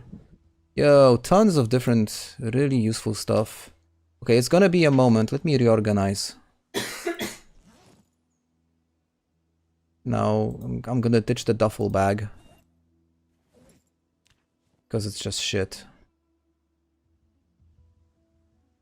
Okay, the only thing that didn't fit is the can opener, which is not a problem because I can open any can using a knife.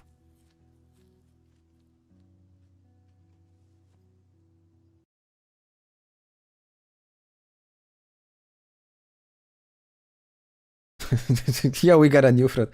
Far Cry Dawn Squad. Never played Far Cry. Okay, but I got a spear, and that is just a fantastic find. But you know what's even better, guys? Not the gas mask. I'm gonna take it. I kind of gotten used to it because of the Eternauta mode, but oh, there's another one coming. But what I like the most about this group is that they have a freaking hatchet, and you know what that means, right?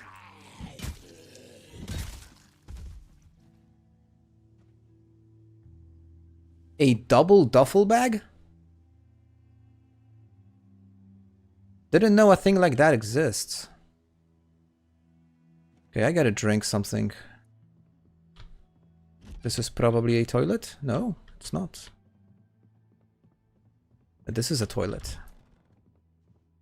Toilet means water.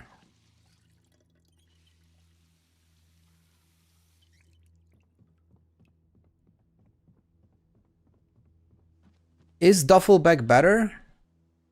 Oh guys, look at this. They are drug dealers. They are drug dealers.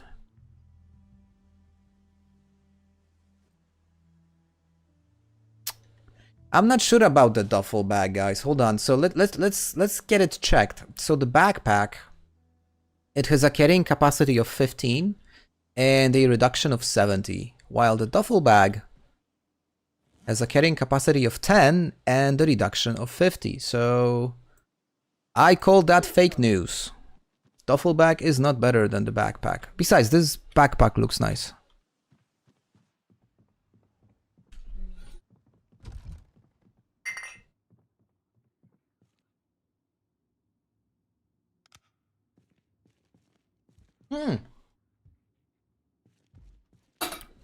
Decent basement.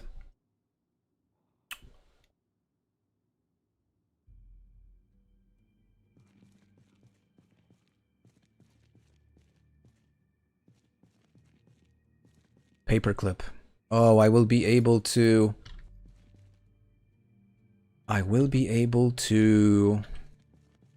pick lock doors.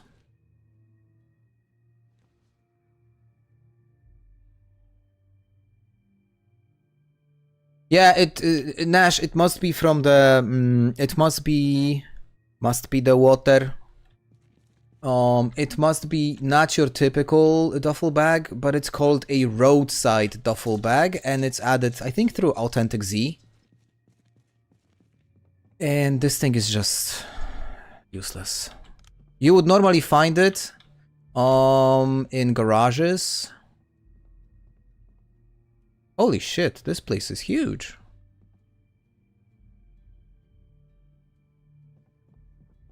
You would normally find it in garages with tons of different like car tools inside. Now this is a regular duffel bag, and this is better than the backpack. Hey Sarah. Hello, how are you doing? Oh, I could actually upgrade it?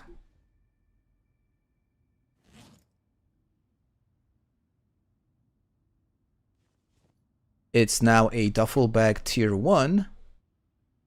And it's even better. Okay, so we're doing one more switch.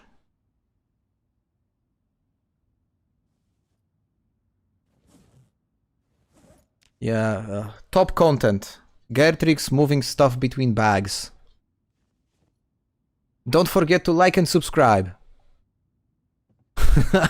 Yeah, but sometimes you have to do these things to get your things organized, right? Otherwise, you go into combat unprepared. And one should never go into combat unprepared.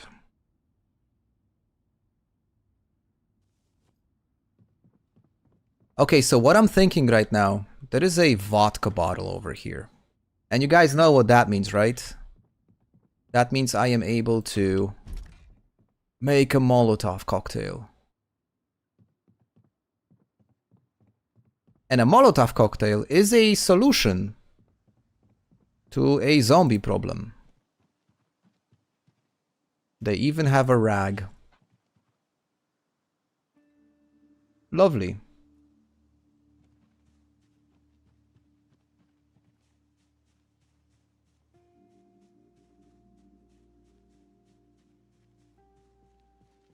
The upgrades to bags is just such a great thing.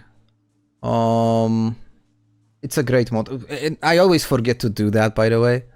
But yeah, it's super useful. Okay, so what we're gonna do now, guys. On the list of essential items that I absolutely need to find, and I need to find them ASAP, is a rubber hose, because I don't have one. And without it, I am unable to fill the car. Because I think I'm gonna be using that squad car, at least for now, until I find something better. But it's gonna be good.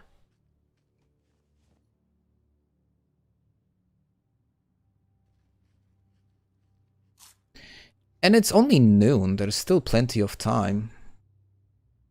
You know what? Let's go, let's do it.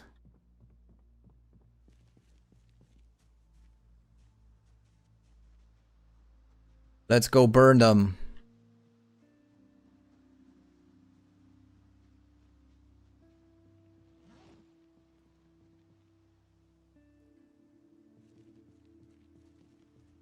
Besides, I have 2 spears now, which... Oh, and this one is in perfect condition. That's awesome. Okay, now I am feeling fairly confident about going into a combat with that large group. But I should probably...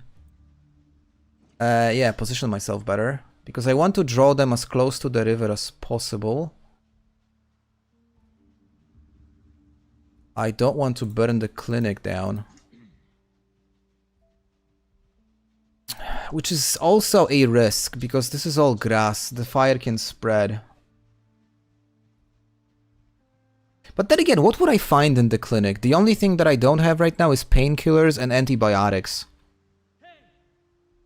Not something that I wouldn't be able to find in different locations. Like at the Brandenburg Bridge, there's definitely a small infirmary tent. Which would probably have these things as well. And even realistically speaking, even if I don't find antibiotics, it's not the end of the world. Like, the only thing they would do is just heal infection, but like the regular infection, not the Nox virus. Okay, you know what? I'm just gonna wait for these guys to... Yeah, I'm chugging it. Let's see what happens.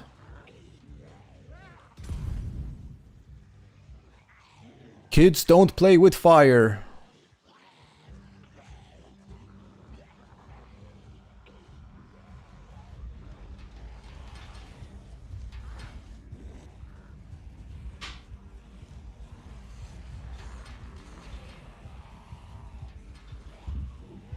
And now the frustrating, time-consuming, incredibly boring process of just waiting for all of these things to catch fire and die.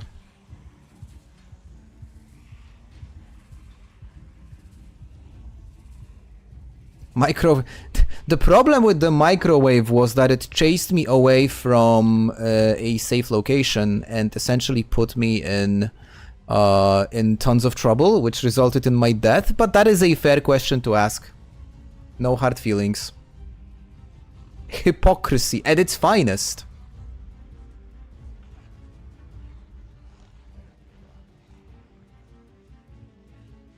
Now, what I don't like is the fact that these things are not catching fire from one another. Come on, guys. Spread the love. Spread the love. Burning with desire.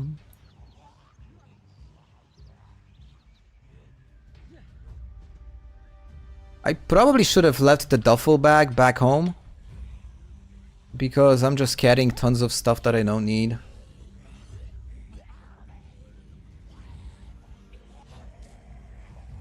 But yeah.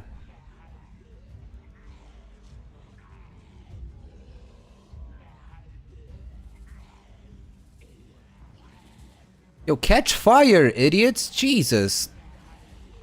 Thank you.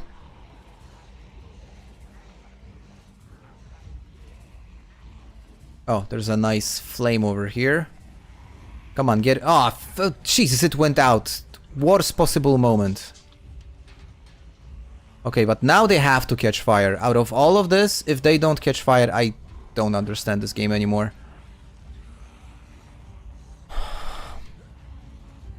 Yeah, that's the problem. The damage is just so low. It takes so much time.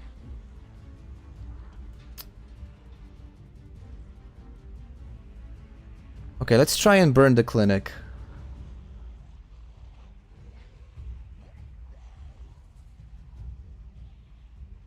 Because I'm pretty sure there are tons also on this side. Well, okay, it's not a ton, but it's still quite a few. Now, I'm tempted to run inside the clinic. That would be really... that would be both fun and really, really irresponsible.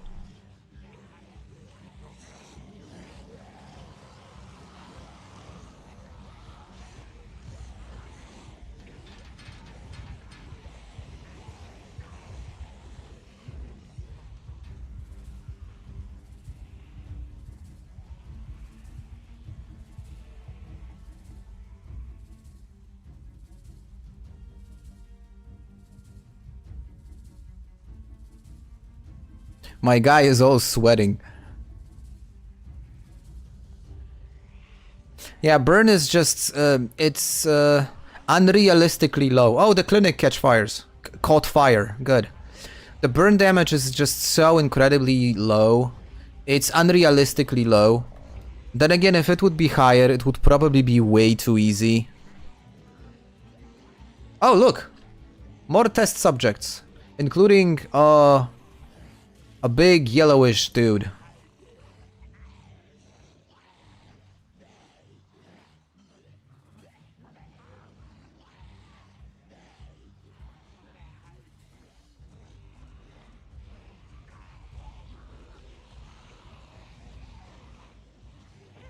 Bro is just casually eating chips while being chased by a horde of burning zombies.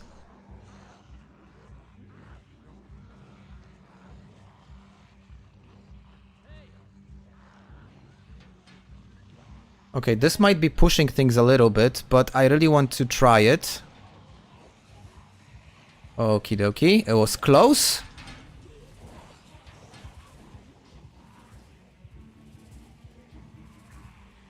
Oh wow, look at that group over there. Alright, so I'm obviously not gonna dance around. It's Authentic Z, which adds those weird zombie models. It also adds a whole list, like a zombie hit list, which is a map item you can find, and it has all the different models, and you can mark down which one you managed to kill and which ones are still on your list.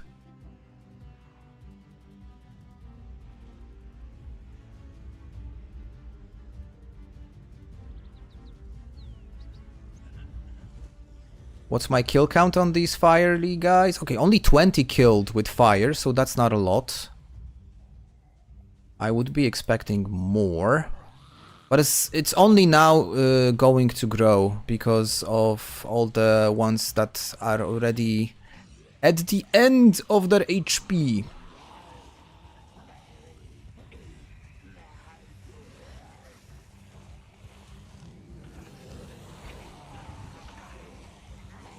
Relish the noises, guys.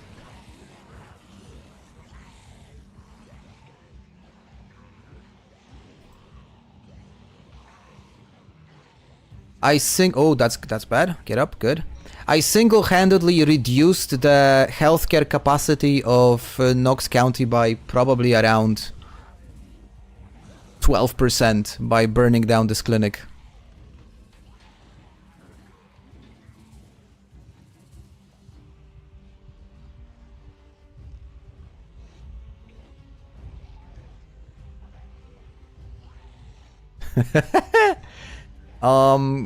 It's called a zombie queue. It's a barbecue with zombies.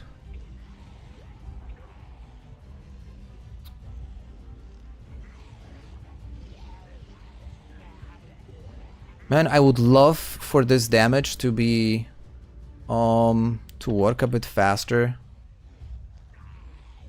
All right. Now is the time that I have to start thinking about pulling out. Burgir. I have to be really careful with my tiredness, and I don't want to pull this entire horde. I need to run away far away enough so that the fire does not spread to where I am located. Otherwise, I will be in trouble.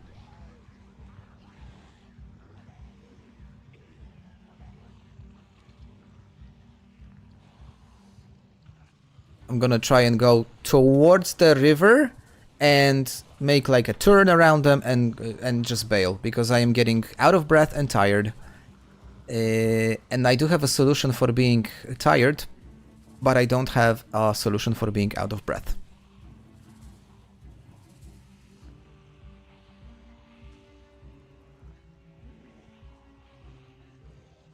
And it's starting to finally kill them.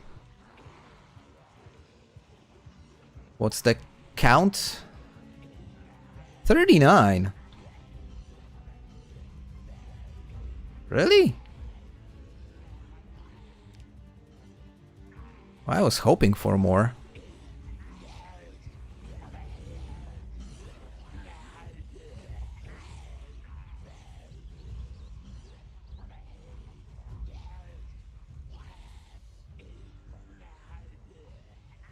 I'm gonna have a smoke. I should light it from one of the zombies. That would be badass.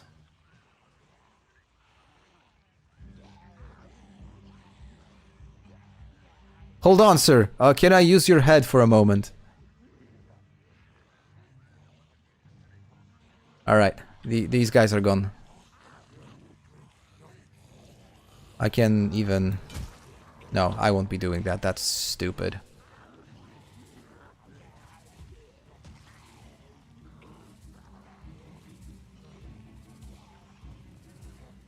Is there a mod list? I could make one. Because I do have a defined mod list for this stream. It's actually called the New Expanded Indiana. I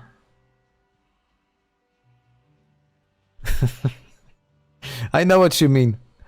With mentioning that sounded badly. Yeah, that now that I think of it, this might have been interpreted in the wrong way. As for the mod list, I'll figure out a way to make it easy to follow. I'll probably make some sort of a... I could do a collection on Steam, but that's not very effective. I would Oh, rain! Nice. But I think what I'm gonna do is I'm just gonna make a document which I will link in the description of the video, and you will be able to see all the mods I am using. I just don't like working with Steam collections. They get messy over time. Alright. A book! Eye of the Storm. Lovely. Because I am not intending on doing anything else today. Killed way like enough already. Tomorrow when Rodney wakes up, what we need to do is we need to find the gas hose, like the rubber hose, because I need to find some fuel for the squad car.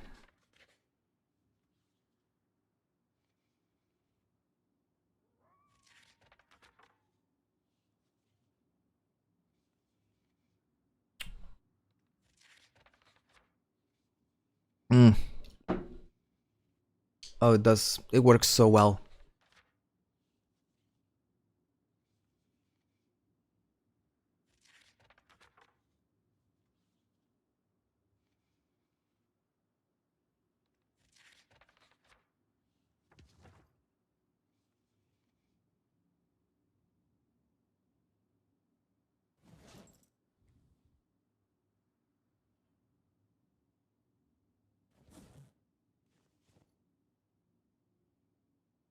Hmm.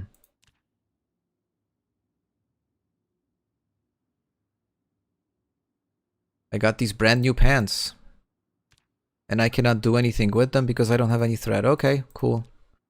We'll work on that later. Why do I have glue? Money. I don't need money. Okay. This is not necessary as well.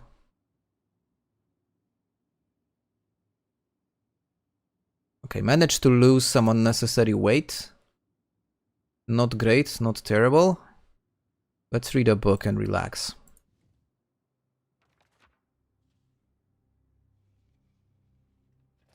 What are the dogs when that didn't we already have this discussion about dogs? Adding dogs would be so dangerous. I would risk my life to save my dog. I would probably most of my deaths would be trying to save my dog from doing stupid shit. I would love to have a dog added to the game, but that would change the entire complexity. That would essentially make Project Zomboid a game where it's no longer about my survival, it's making sure my dog survives.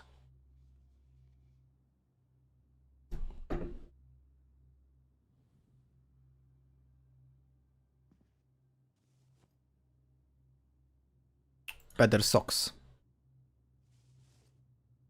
Good.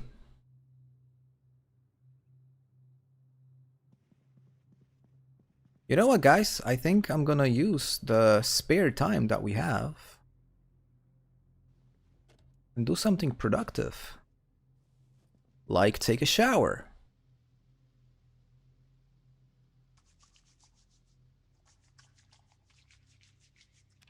We deserve clean clothes, huh?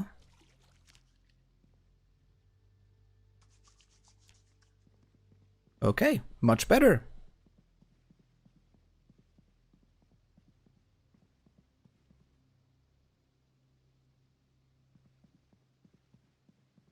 Yeah, the thing is... Encyclopedia. It's way too early to go to sleep. That's the problem. I don't want to go to sleep yet because I'm just going to be wasting time. I would wake up like at midnight. And what am I going to do at midnight? Makes no sense.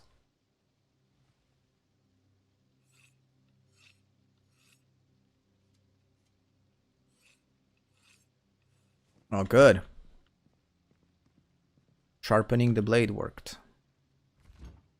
Fresh bread! We can make a sandwich.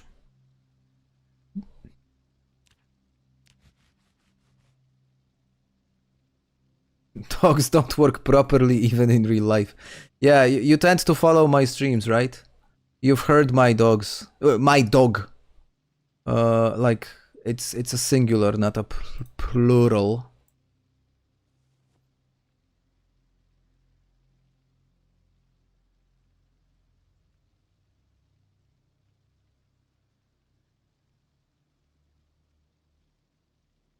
Ravens are supposedly incredibly intelligent creatures. Now I have very limited knowledge in this area, but I've heard they are just so incredibly intelligent.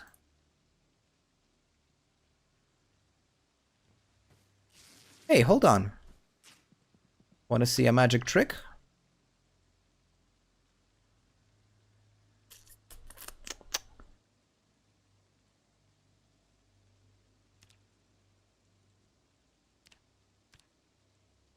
Look at this. I said I don't have the thread required to patch up my clothes. Does it give tailoring experience? I don't think it does.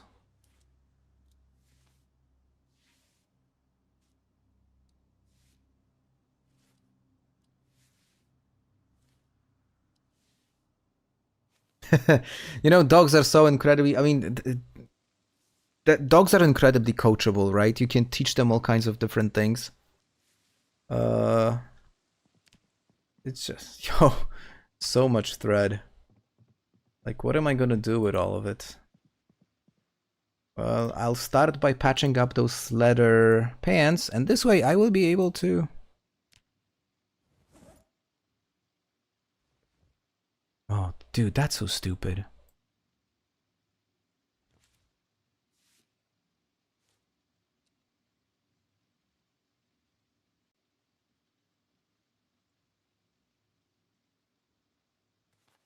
Bonus XP.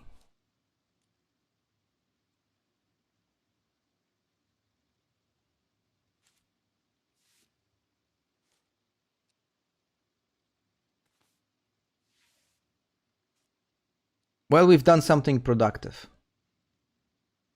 We patched up our clothes.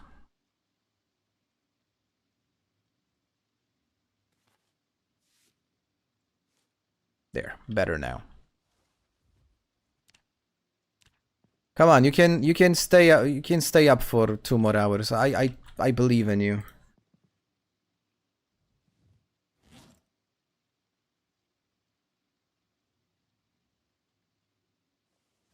Yeah, this way I also managed to reduce the weight of all the equipment. That's good.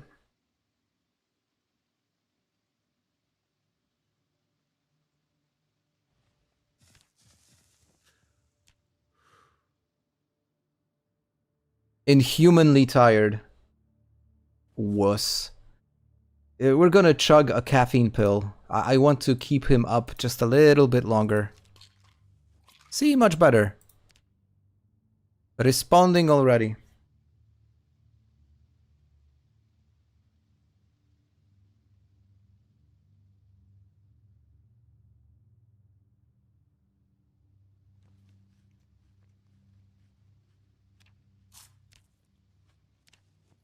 Guys, the weight is going up. That's good news.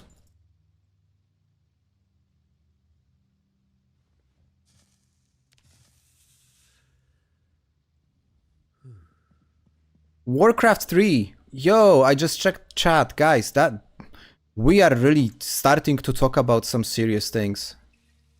Warcraft 3 was such a great game.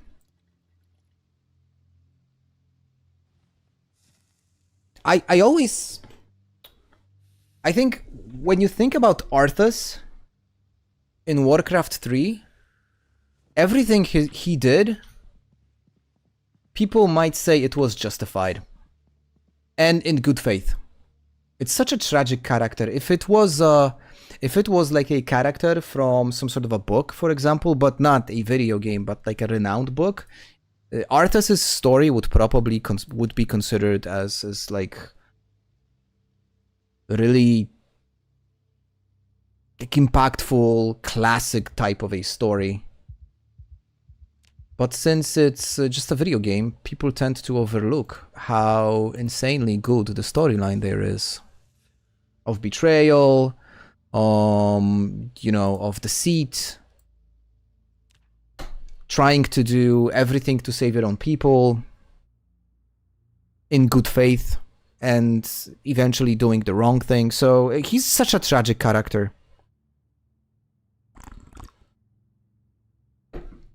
Really well written.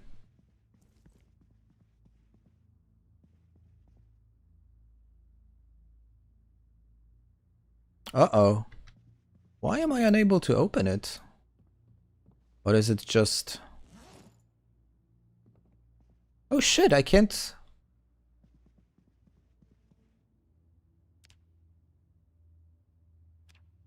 LOL?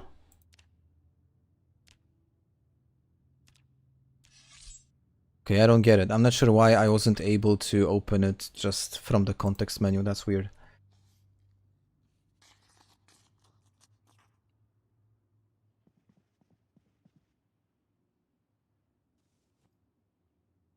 Okay, guys. Mission for today. Fuel. Now, I think what I'm gonna try and see first is this little shed over here, because something tells me I might have already found it, I just simply left it behind. Okay, no, I haven't found it yet. That's cool. Let's go look for a rubber hose. Oh, right, the radio. So great that you reminded me about it. Hold on. See, I forgot about it. Thanks, Nash. So it should be on already, right? You said it's between 6 and noon. So the show should be on. Okay, let's see what this is all about.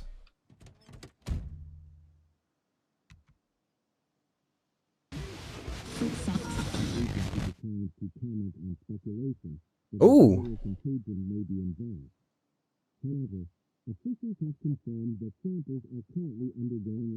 It's a disease that people aren't... Oh, no shit! Oh, dude, panic fear! People died real quick and it happened.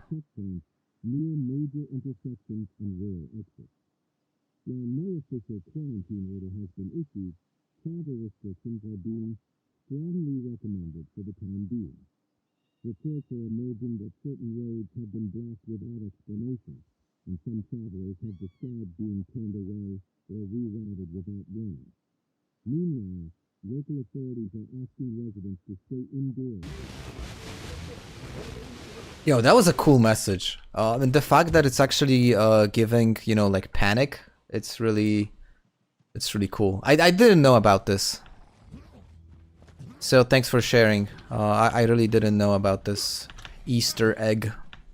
It's probably not even an Easter egg per se. It's more like just like a defined event in the game. Ooh, whiskey glass.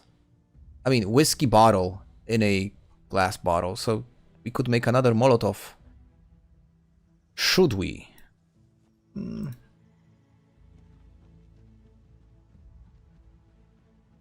Okay, few vehicles.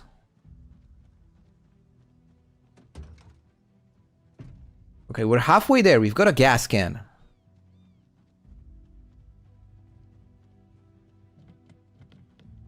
This truck also looks kind of promising. Really good condition. I can obviously lockpick it. We got a map of the riverside, which is not a bad thing, but we're never going to Riverside. No business there.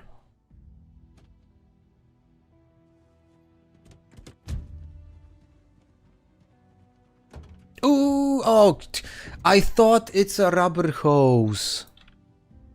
Yo, I got so excited and yeah. But it looks in a condition that should suggest might have fuel inside. It does. It has a whole tank. Oh, damn. If I only had a... There was no key inside, right? No, no key. Okay, I'm just gonna try and see. Maybe, by any chance?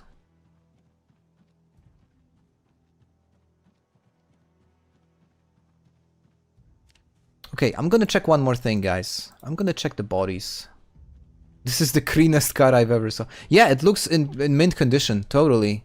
That's why I would be really keen on trying to drive it. And what I'm gonna do is I'm just gonna check the dead bodies. Because you never know. No key rings. Okay, this is a key to a bar. But that's definitely not it. No, I don't think so. Okay, I don't think I'm that lucky.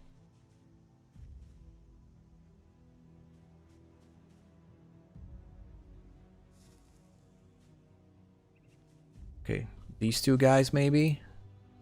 No. Okay, so the only option is... to hotwire it. Or maybe this guy has it.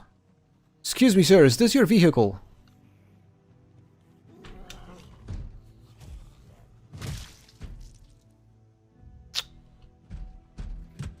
Whoa, whoa, whoa, whoa, whoa, whoa.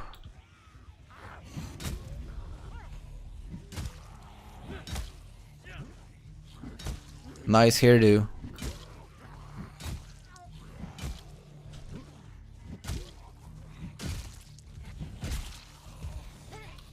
Okay, 2 police officers and a weirdo. I don't think so. Yeah.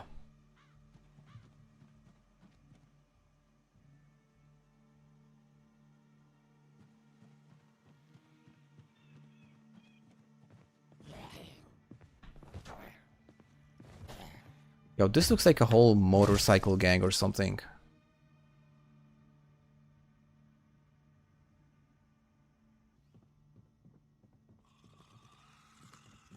Oh shit, it was alive. I thought it was dead. Did not expect that.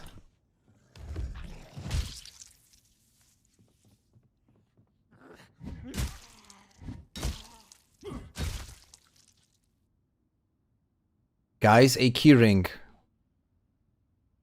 And this keyring has a car key. Dash bull driver. Could it be?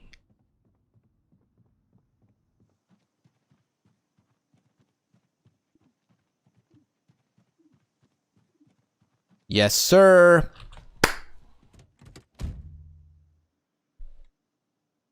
What did Obama say? Was it who said that famous line, "Ladies and gentlemen, we got him," when they got bin Laden? Not sure why this came to my mind, but we got a car key to an awesome vehicle. That is dope.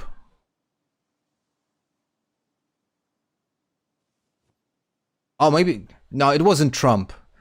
No, the only like this is actually really funny, but it's funny and it's not funny at the same time. But Trump, I mean, during Trump presidency, the Americans did manage to catch, catch unalive Abu Bakr al-Baghdadi,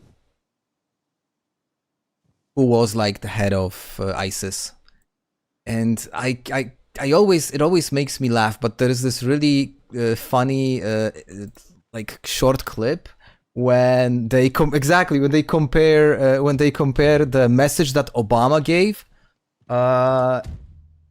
and the message that Trump gave, and it was like Obama says, like, my fellow Americans, yesterday we've executed a targeted operation and eliminated and he's just, you know, like providing this very complex explanation of what happened, and then they mix it with Trump saying Abu Bakr al-Baghdadi is dead.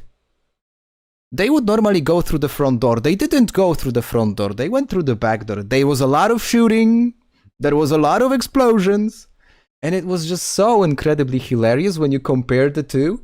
Okay, it's funny if, you know, if you think of it, it could be funny if it's just, you know, two buddies talking, but like if you have presidents, it's like, I don't know. I mean, I would expect something more classy, I just say. Hey, powietrze. I haven't checked your map yet. I barely played. But I will do so. Because, and I've actually seen it, you can tell me, I've seen it trending on Steam. Does it get like a lot of downloads?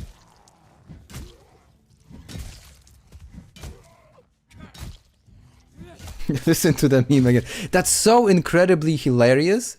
Like, you could see that one was a rehearsed message to the people, and the other one is, nah, fuck it, I'm just gonna do it live. Hey, where's the garage? Hey, Antelope.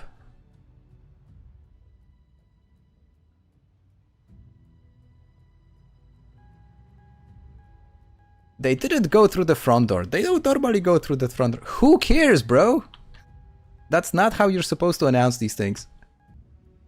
Okay, I know there are some car tools over here. Not that I need many, but I've got a rope, so I can hang myself if needed.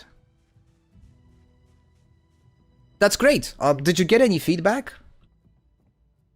Yeah, the Steam trending mode. Yeah. Our buddy here is a creator of maps, and he made a map. And I saw it actually doing good on Reddit. Not on Reddit, on Steam in the workshop. Why do I keep mentioning Reddit? I think I still have beef with them after this whole debacle today.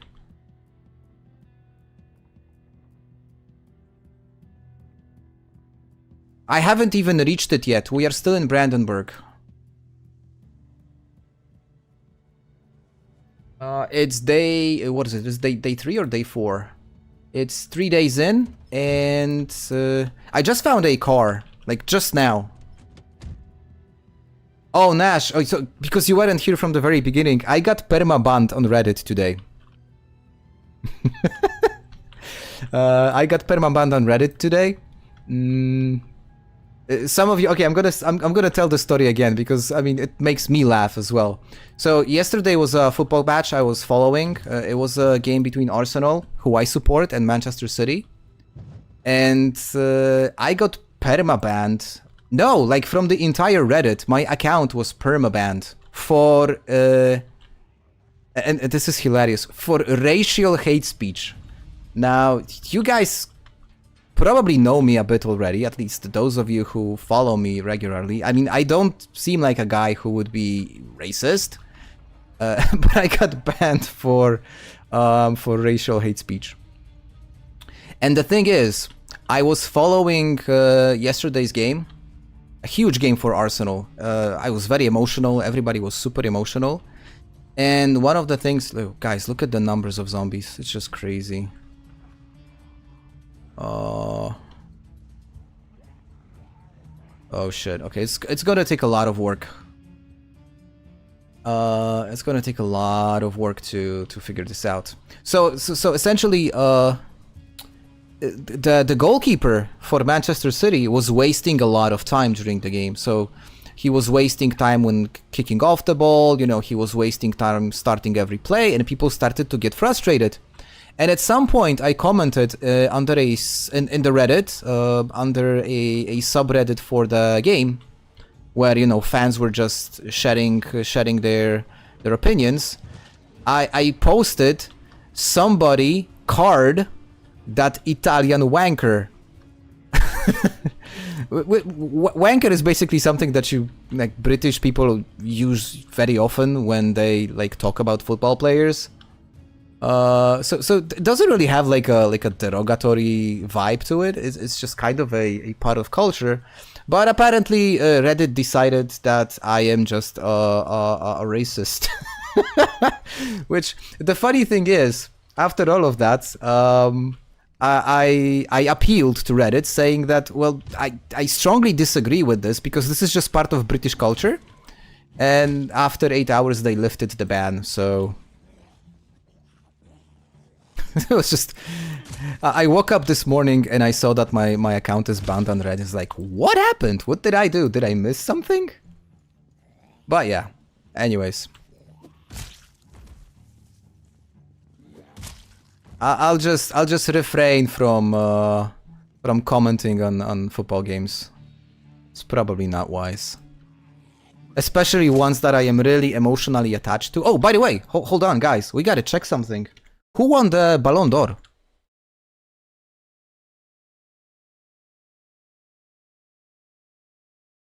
Is it like is it already announced? Do you know? Fabrizio Romano, hold on. Come on, Fabrizio. Oh, okay, the Ballon d'Or is coming, so it's not known yet.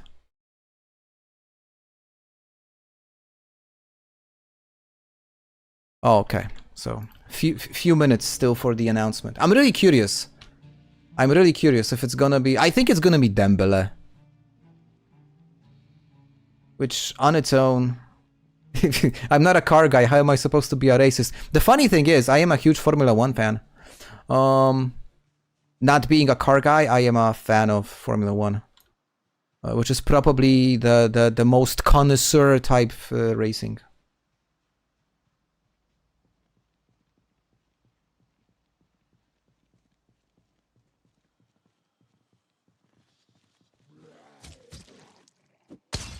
Oh, come on!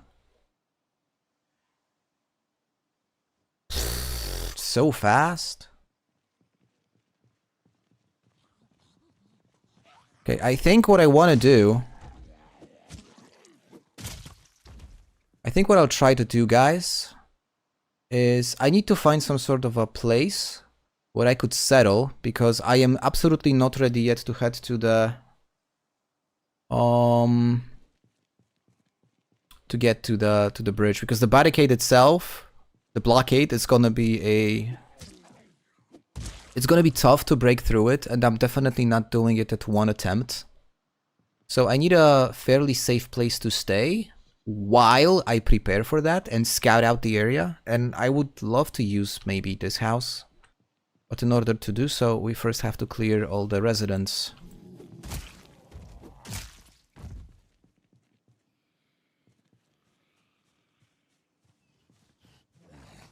I mean, the bridge is super close. We are... like... There is this trailer park to the west of here. You can even see... Can you even see it? Now, if you go beyond the trailer park, the bridge is literally there. So we are essentially a walking distance from the bridge. Right?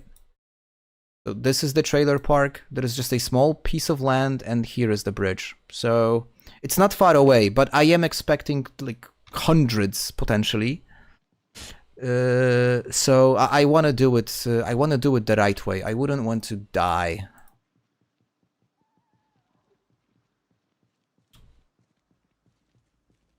If Yamal or Rafinha gets it, it's unfair. I totally agree. I mean, Barcelona hasn't won anything major apart from La Liga. PSG was by far the best team in Europe last season. And somebody from PSG needs to win the award, and it's probably gonna be Dembele. I haven't seen the results for the top 10, so I'm not sure who already got it.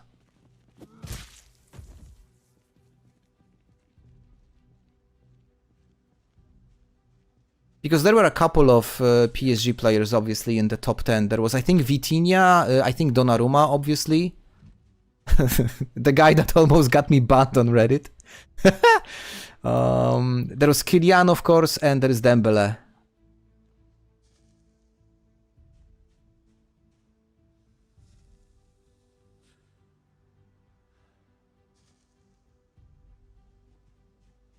I'm actually curious to see how it was, how it's fixed. I mean, how it's done, because I'm not sure how the mod developers did it.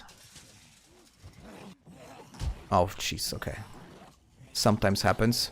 I got one from behind. Oh, even more than one. Oh, aren't I the popular one? See ya. Okay, and you, I can save my spear because it's price. Oh shit! Okay, even more. Oh, from behind as well. Okay, it's gonna take a while to clear this area, but I think I'm still kind of good. Sadly, the spear is no longer good. Back to the crowbar, I guess.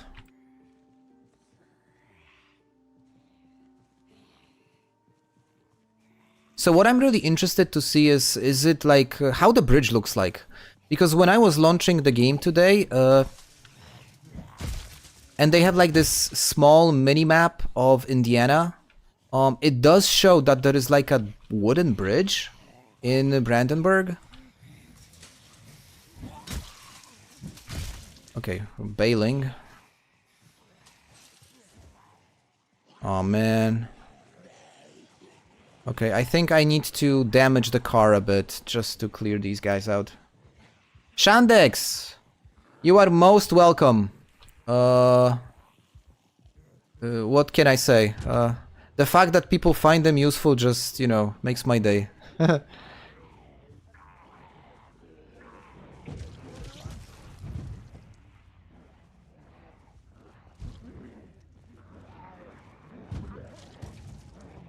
Okay, I'll try to hit them with the the side of the car as much as possible to save all the critical parts of the car.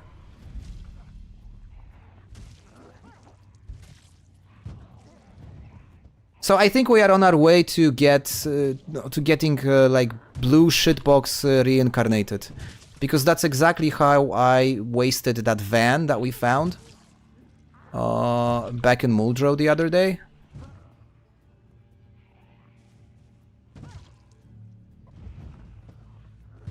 And they were exactly the same. Oh shit, they were exactly the same color. Okay, this is way too easy. Like, you shouldn't be able to kill them so easily with a car, but it is what it is. I'm not gonna complain.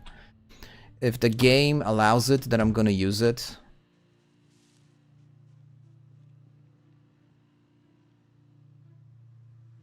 I don't know. Okay, let's check the house. Oh, the smell is gonna be unbearable. Now, the last thing I need is a house alarm. If the house alarm triggers right now...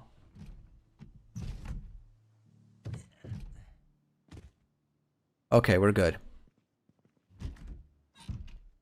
That would be just... That would be so bad. With everything going on. Ooh, antidepressants. 2 of them, actually.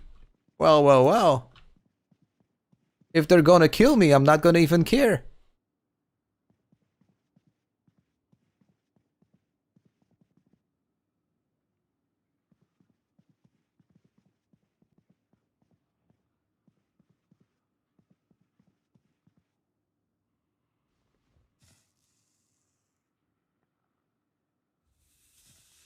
I'm gonna start a petition on car abuse. Please don't.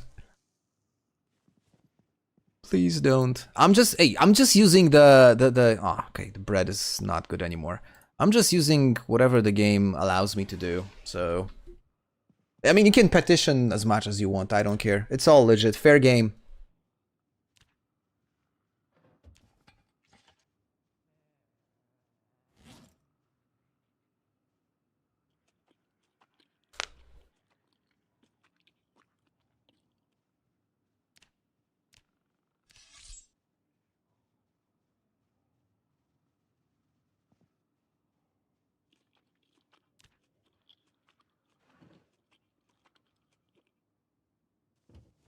Okay, I think I still feel good.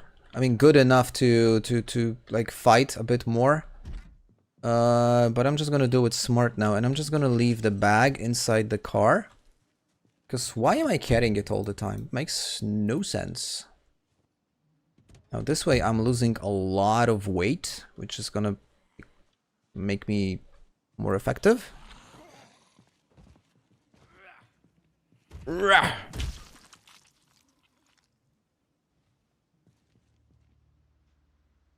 Okay, there was a group over there and a group over there. I think I'm gonna leave these for now. What is LV Arena?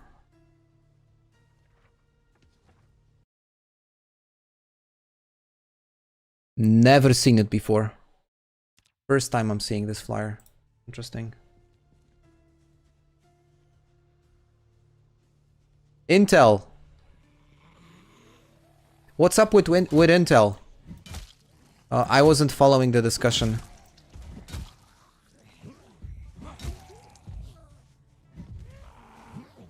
Apart from the fact that Trump decided to invest taxpayers' money into Intel, which made the the price of the stock like go up by 30% in like a day or so.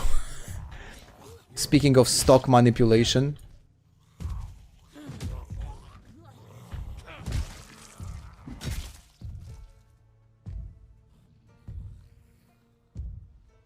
Which was incredibly funny.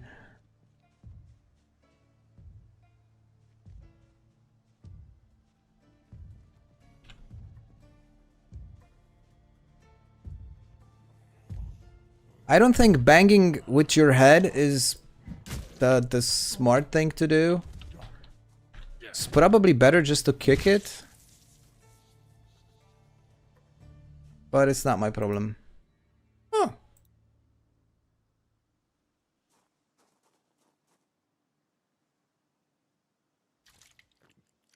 A honey and a cookie. Yeah, that tip on not leaving things on the ground is actually such a smart tip. What I like to do whenever I have garbage, or like, used up tools, weapons, so I don't need to remember. Oh shit, my game froze like massively. In order not to worry about these things, I usually just store the stuff in corpses and wait for them to despawn.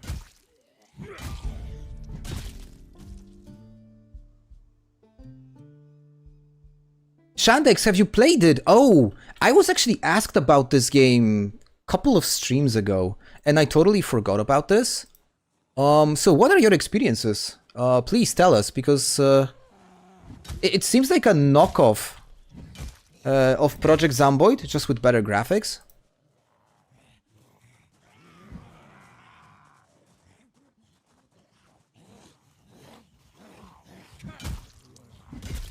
Oh, that was a massive hit. One shot it with a crowbar. Should I? Should I wear a bunny tail? Would it fit?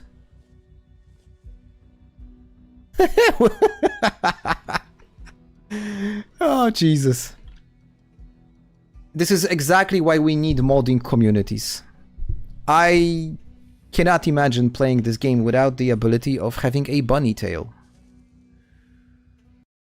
Okay, quick pause for tea.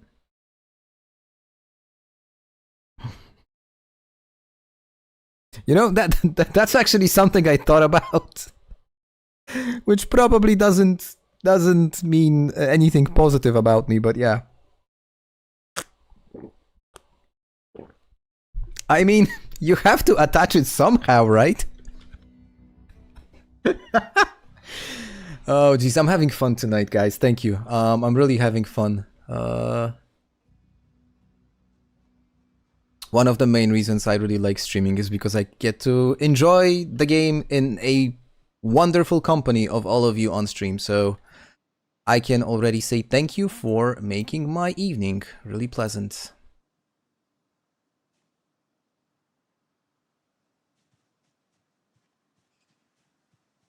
That was my perception when I first saw, when somebody told me that there is this game. I quickly had a look online at the trailer, and I was like, okay, this looks like Project Zomboid, only just with better graphics. Now, let's face it, guys, we don't play this game for graphics, right? If we would be playing this particular game for graphics, we probably should seek help.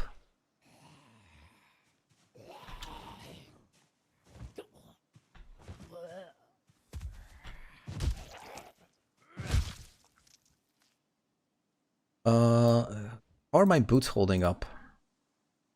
Wow, well, still very good. It's a total rip-off. Don't buy it. I was considering it, but okay, now I feel totally discouraged. Thank you. I will not do that.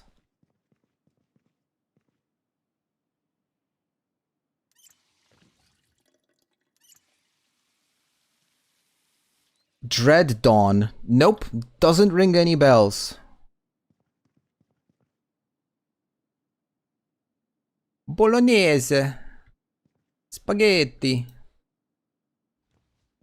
Let's open it and eat.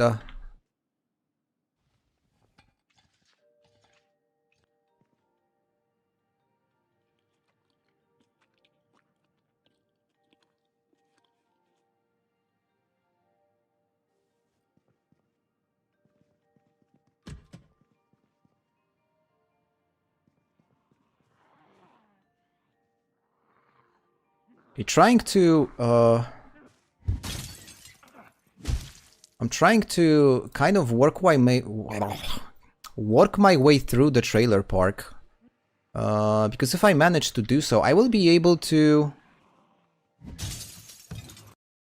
Yeah, Antelope, have a good one. Take care. Thank you for stopping by. I'm trying to work my way through the trailer park.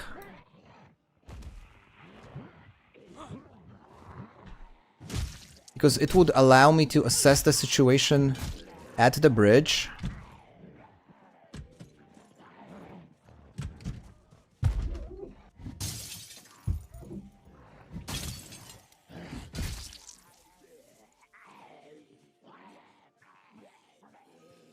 Don't forget to check corners, guys. If you're in such situations, if you're fighting a group, it's always really wise to just, you know, like pan the camera to the area from where the zombies come, because you know you could end up being attacked from the side. I mean, the vision cone is really narrow, especially if you're wearing some sort of protective equipment like a mask, or even like glasses sometimes do have this impact. Yo, you started playing from build 35? Dude, you're a veteran. Now, I'm ashamed to say, but I started like build 41. And towards the end of it, actually. Most of my playtime is build 42. But the cool thing is, actually, that build 42 was such a massive overhaul of various different skills and mechanics that even though I did not have so much game time as compared to like veteran players, with all these changes that went live, it was kind of a fresh start, and a lot of the things were like, it was a level playing field.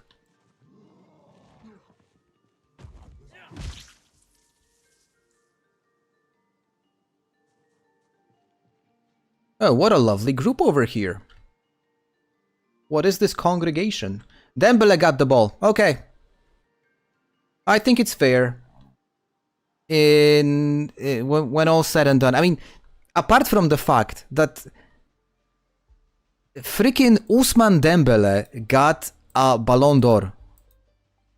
Like, this tells you something about how crazy last season was. Like, seriously, Ousmane Dembele? I mean, I remember him when he was playing for Barcelona. Oh, hold on, let me rephrase. When he was injured for Barcelona, the guy was just hopeless. Well, I guess now they can make a movie about him. I'm sensing a Netflix documentary. Somebody's gotta milk this cow.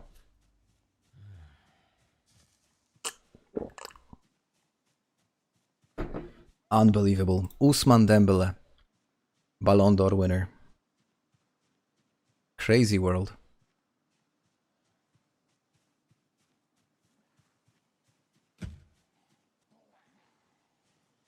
I still remember the memes.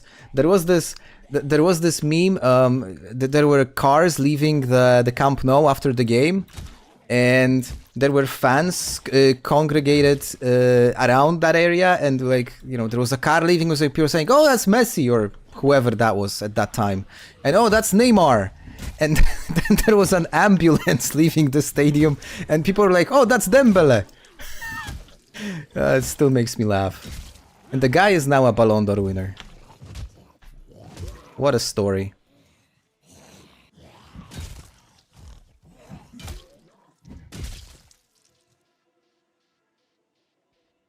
Ooh, fanny pack. I always like fanny packs. You guys know this about me already. And this one is super nice because it has painkillers. Sweet.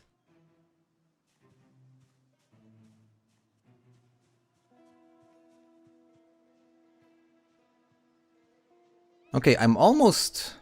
I mean, I haven't cleared the trailer park, but I've actually done some initial cleaning, which is actually not bad. This is the reincarnation of the shitbox, by the way.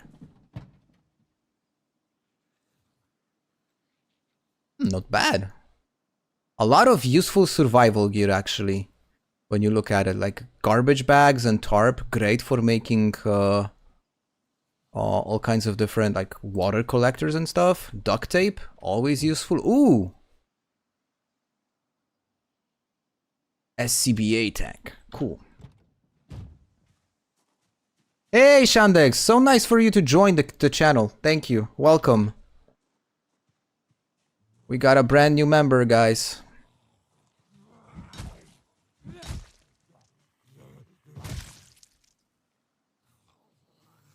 I'm gonna be completely honest. I'm still trying to figure out how these things work, by the way. So, I mean, I started memberships recently. I'm not sure if I shared this story, but I actually got an incentive from YouTube to do that. So I figured, well, some people asked me to start memberships. YouTube is also suggesting, so I'm gonna give it a go. But I'm still trying to figure out how it works. So there's probably gonna be more things in the future. Right now, I'm trying to understand the mechanics of everything while working full time and doing videos and stuff. So I'll figure it out. It's gonna become more and more as a thing if we grow. I heard. Oh, look, we've got a fan club. We've got a fan club of the blue bull driver. They really must like my car.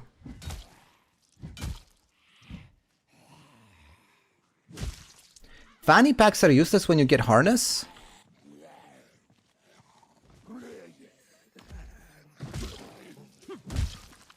Now, Raven, you of all people should know that, first of all, fanny packs are not useless, and second of all, the character in Project Zomboid wears it incorrectly. Because the fanny pack, as you know very well, is not supposed to go around the waist, right? It's supposed to go around your chest area.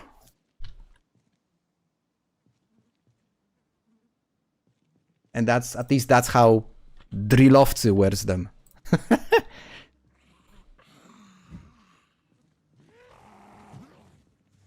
And if you guys don't know who Drillovцы are, basically Drillovцы is a phrase used to describe people who wear tech fleeces and basically crappy. Like a lot of people like hate on Drillovцы, and it makes me laugh. But it's a thing related to the subculture of young people. And while I would like to think of myself as a young person, I am nowhere near these things at my age. So yeah. The man purse, exactly. No, they're not hippies. They wear tech fleeces. I don't feel competent describing this particular group because I'm too old. But yeah, apparently it's the cringiest thing you can wear these days. According to, like, people who are 14 years old, if their opinion really matters. How long before you die if you stand? I don't know that. That's actually a fantastic question. Oh shit, another large group. Okay. They all want a piece of the shitbox. I wouldn't want to try this. Because that sounds like a fantastic scientific experiment, and I really like to do the scientific experiments and figure different things out. So let's agree on the following. During the live streams, if I die before we're gonna close the live stream, what I'm gonna do is I'm gonna make a new character, kill a bunch of zombies, and just stand in the middle of the ground and see what happens. I mean, the middle of the corpse pile and see what happens. 3 stripes of respect. Now this is an inside joke. Not everyone will understand it.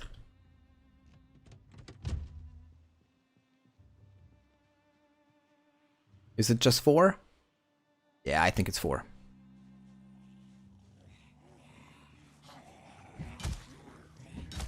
Still, I think I'm gonna use the fence.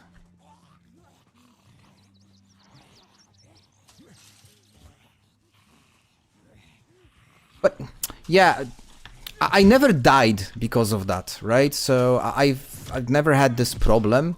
Obviously, the gas mask is something that solves the issue of unpleasant smell.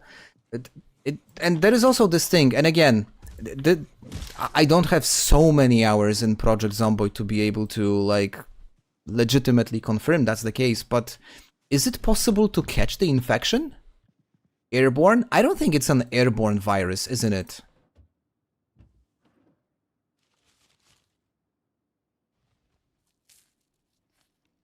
Chocolate bread. Even though it's stale, it sounds really nice.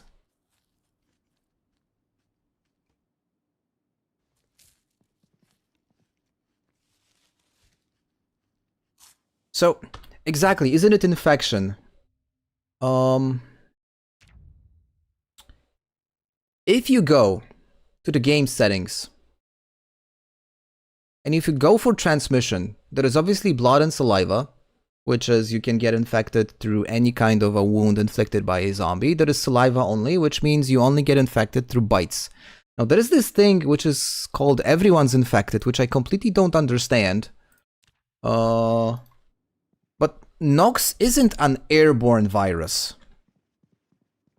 It's not an airborne virus as per the game lore.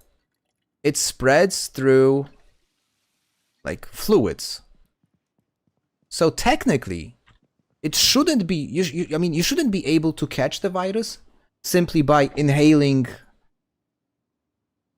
the smell of all the rotten corpses. But I'm not an expert. We could actually try that out. I haven't tested it ever. I tend to not die on purpose. Though I did it a couple of times. For example, to test the fall damage. I think I even yeah, it was when I was making the video about the 42.11 update. I was doing some tests on fall damage. I built these big ass stairs and started jumping off of them to see how random it is. And it actually is quite random.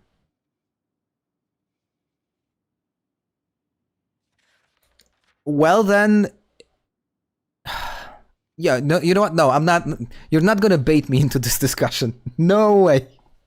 You're not baiting me into this discussion. Never. But I can only say that, as technically speaking. No, hold on. No, I'm not following through with what I was thinking. Oh, look, West Point DIY. Let's read it. Let's change the subject. Guys, look at this deal. Show this flyer in store for a free box of nails.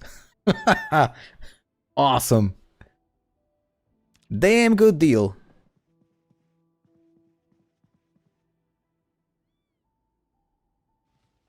By the way, what time is it? Oh, it's already 11. Wow. Yo, we've been live for 3 hours.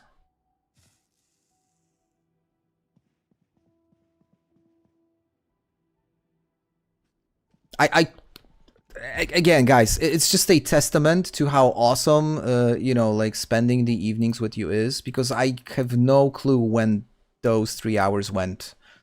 Like, it's just a snap of the fingers and we are 3 hours in. Insane. So I will probably be wrapping up soon. I usually play around 3 hours. Maybe one more day. Yeah, it's midnight for you, actually, because of the time difference. So maybe one more day. One more game. One more game. And then I'm gonna wrap up, because as you already know, the longer I play, the more stupid mistakes I make. And again, it would just suck to waste such a great start. Yeah, I normally wake up around 7. Like 7:15 is my regular wake up time. Because obviously the dogs require some attention. But 6 in the morning is, yo, it's brutal. It is brutal. Yeah, you can get totally carried away, right, Shandex? You can, like, do some basic things like chopping wood and then sawing into planks. And all of a sudden you look at the clock, yo, it's been 20 minutes. I've spent 20 minutes of my precious life sawing logs.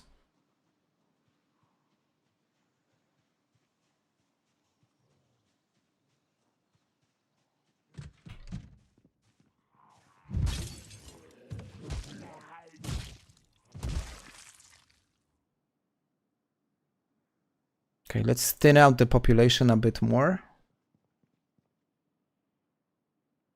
Mehmet, I'm gonna be honest. This is probably the highest, like the most precious type of a compliment that you could give me. The fact that I'm the only streamer that you tuned in like multiple times. Well,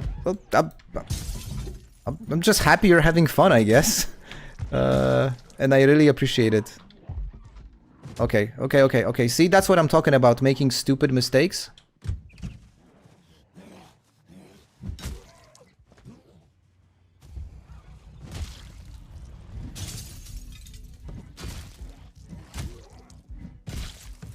One more.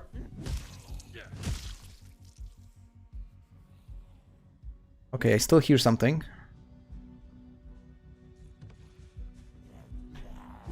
Ah.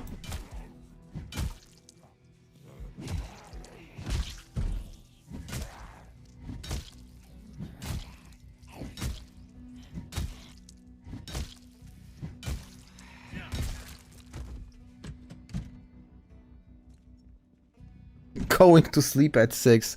When I was younger, I used to do that. I mean, I wouldn't be going to sleep. I would just simply, you know, like play video games for the entire night and then just do whatever I had to do on that given day. Now, the game that I've done that the most, that I crashed the most nights, is something that might surprise you to some extent, but that's actually Football Manager. When I was younger, I was addicted to that game. And I could have played like an entire season, and you know, realize it's actually like light outside. Really? When did the time go?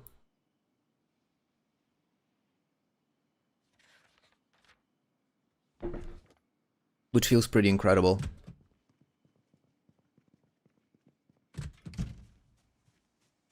I'm actually looking forward to. I'm actually looking forward to the new release because they completely overhauled the game. A brand new engine. Really curious if it's gonna be a good game. Ooh, so good. Especially the electrical one.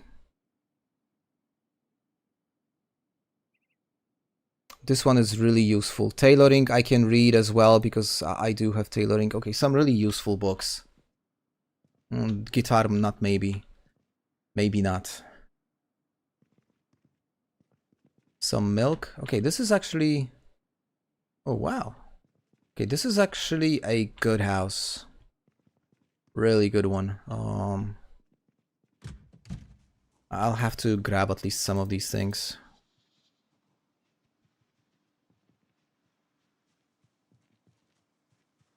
Okay, guys, I'm not gonna be risking it. I'm not gonna go one extra day. That situation that I've had the moment before kind of freaked me out, and I really wouldn't want to die. So I'm gonna be wrapping up the stream for today. Let me pause the game and let's have a nice closure of the night. There is a trait called Sixth Sense. You can feel up to 15 meters away. Really? Again, probably a mod. I haven't heard of it. But that would be a bit of overkill, I think, because unless it would also give you some sort of a sense of direction from which you're actually sensing that particular creature. Because if you would just like... I would probably get like info all the time, which would throw me off. I gotten used to just following the sounds. Unless, for example, and here's an idea, you play with a deaf character, but you add the Sixth Sense trait. So it's kind of a, say you're a gifted person by some sort.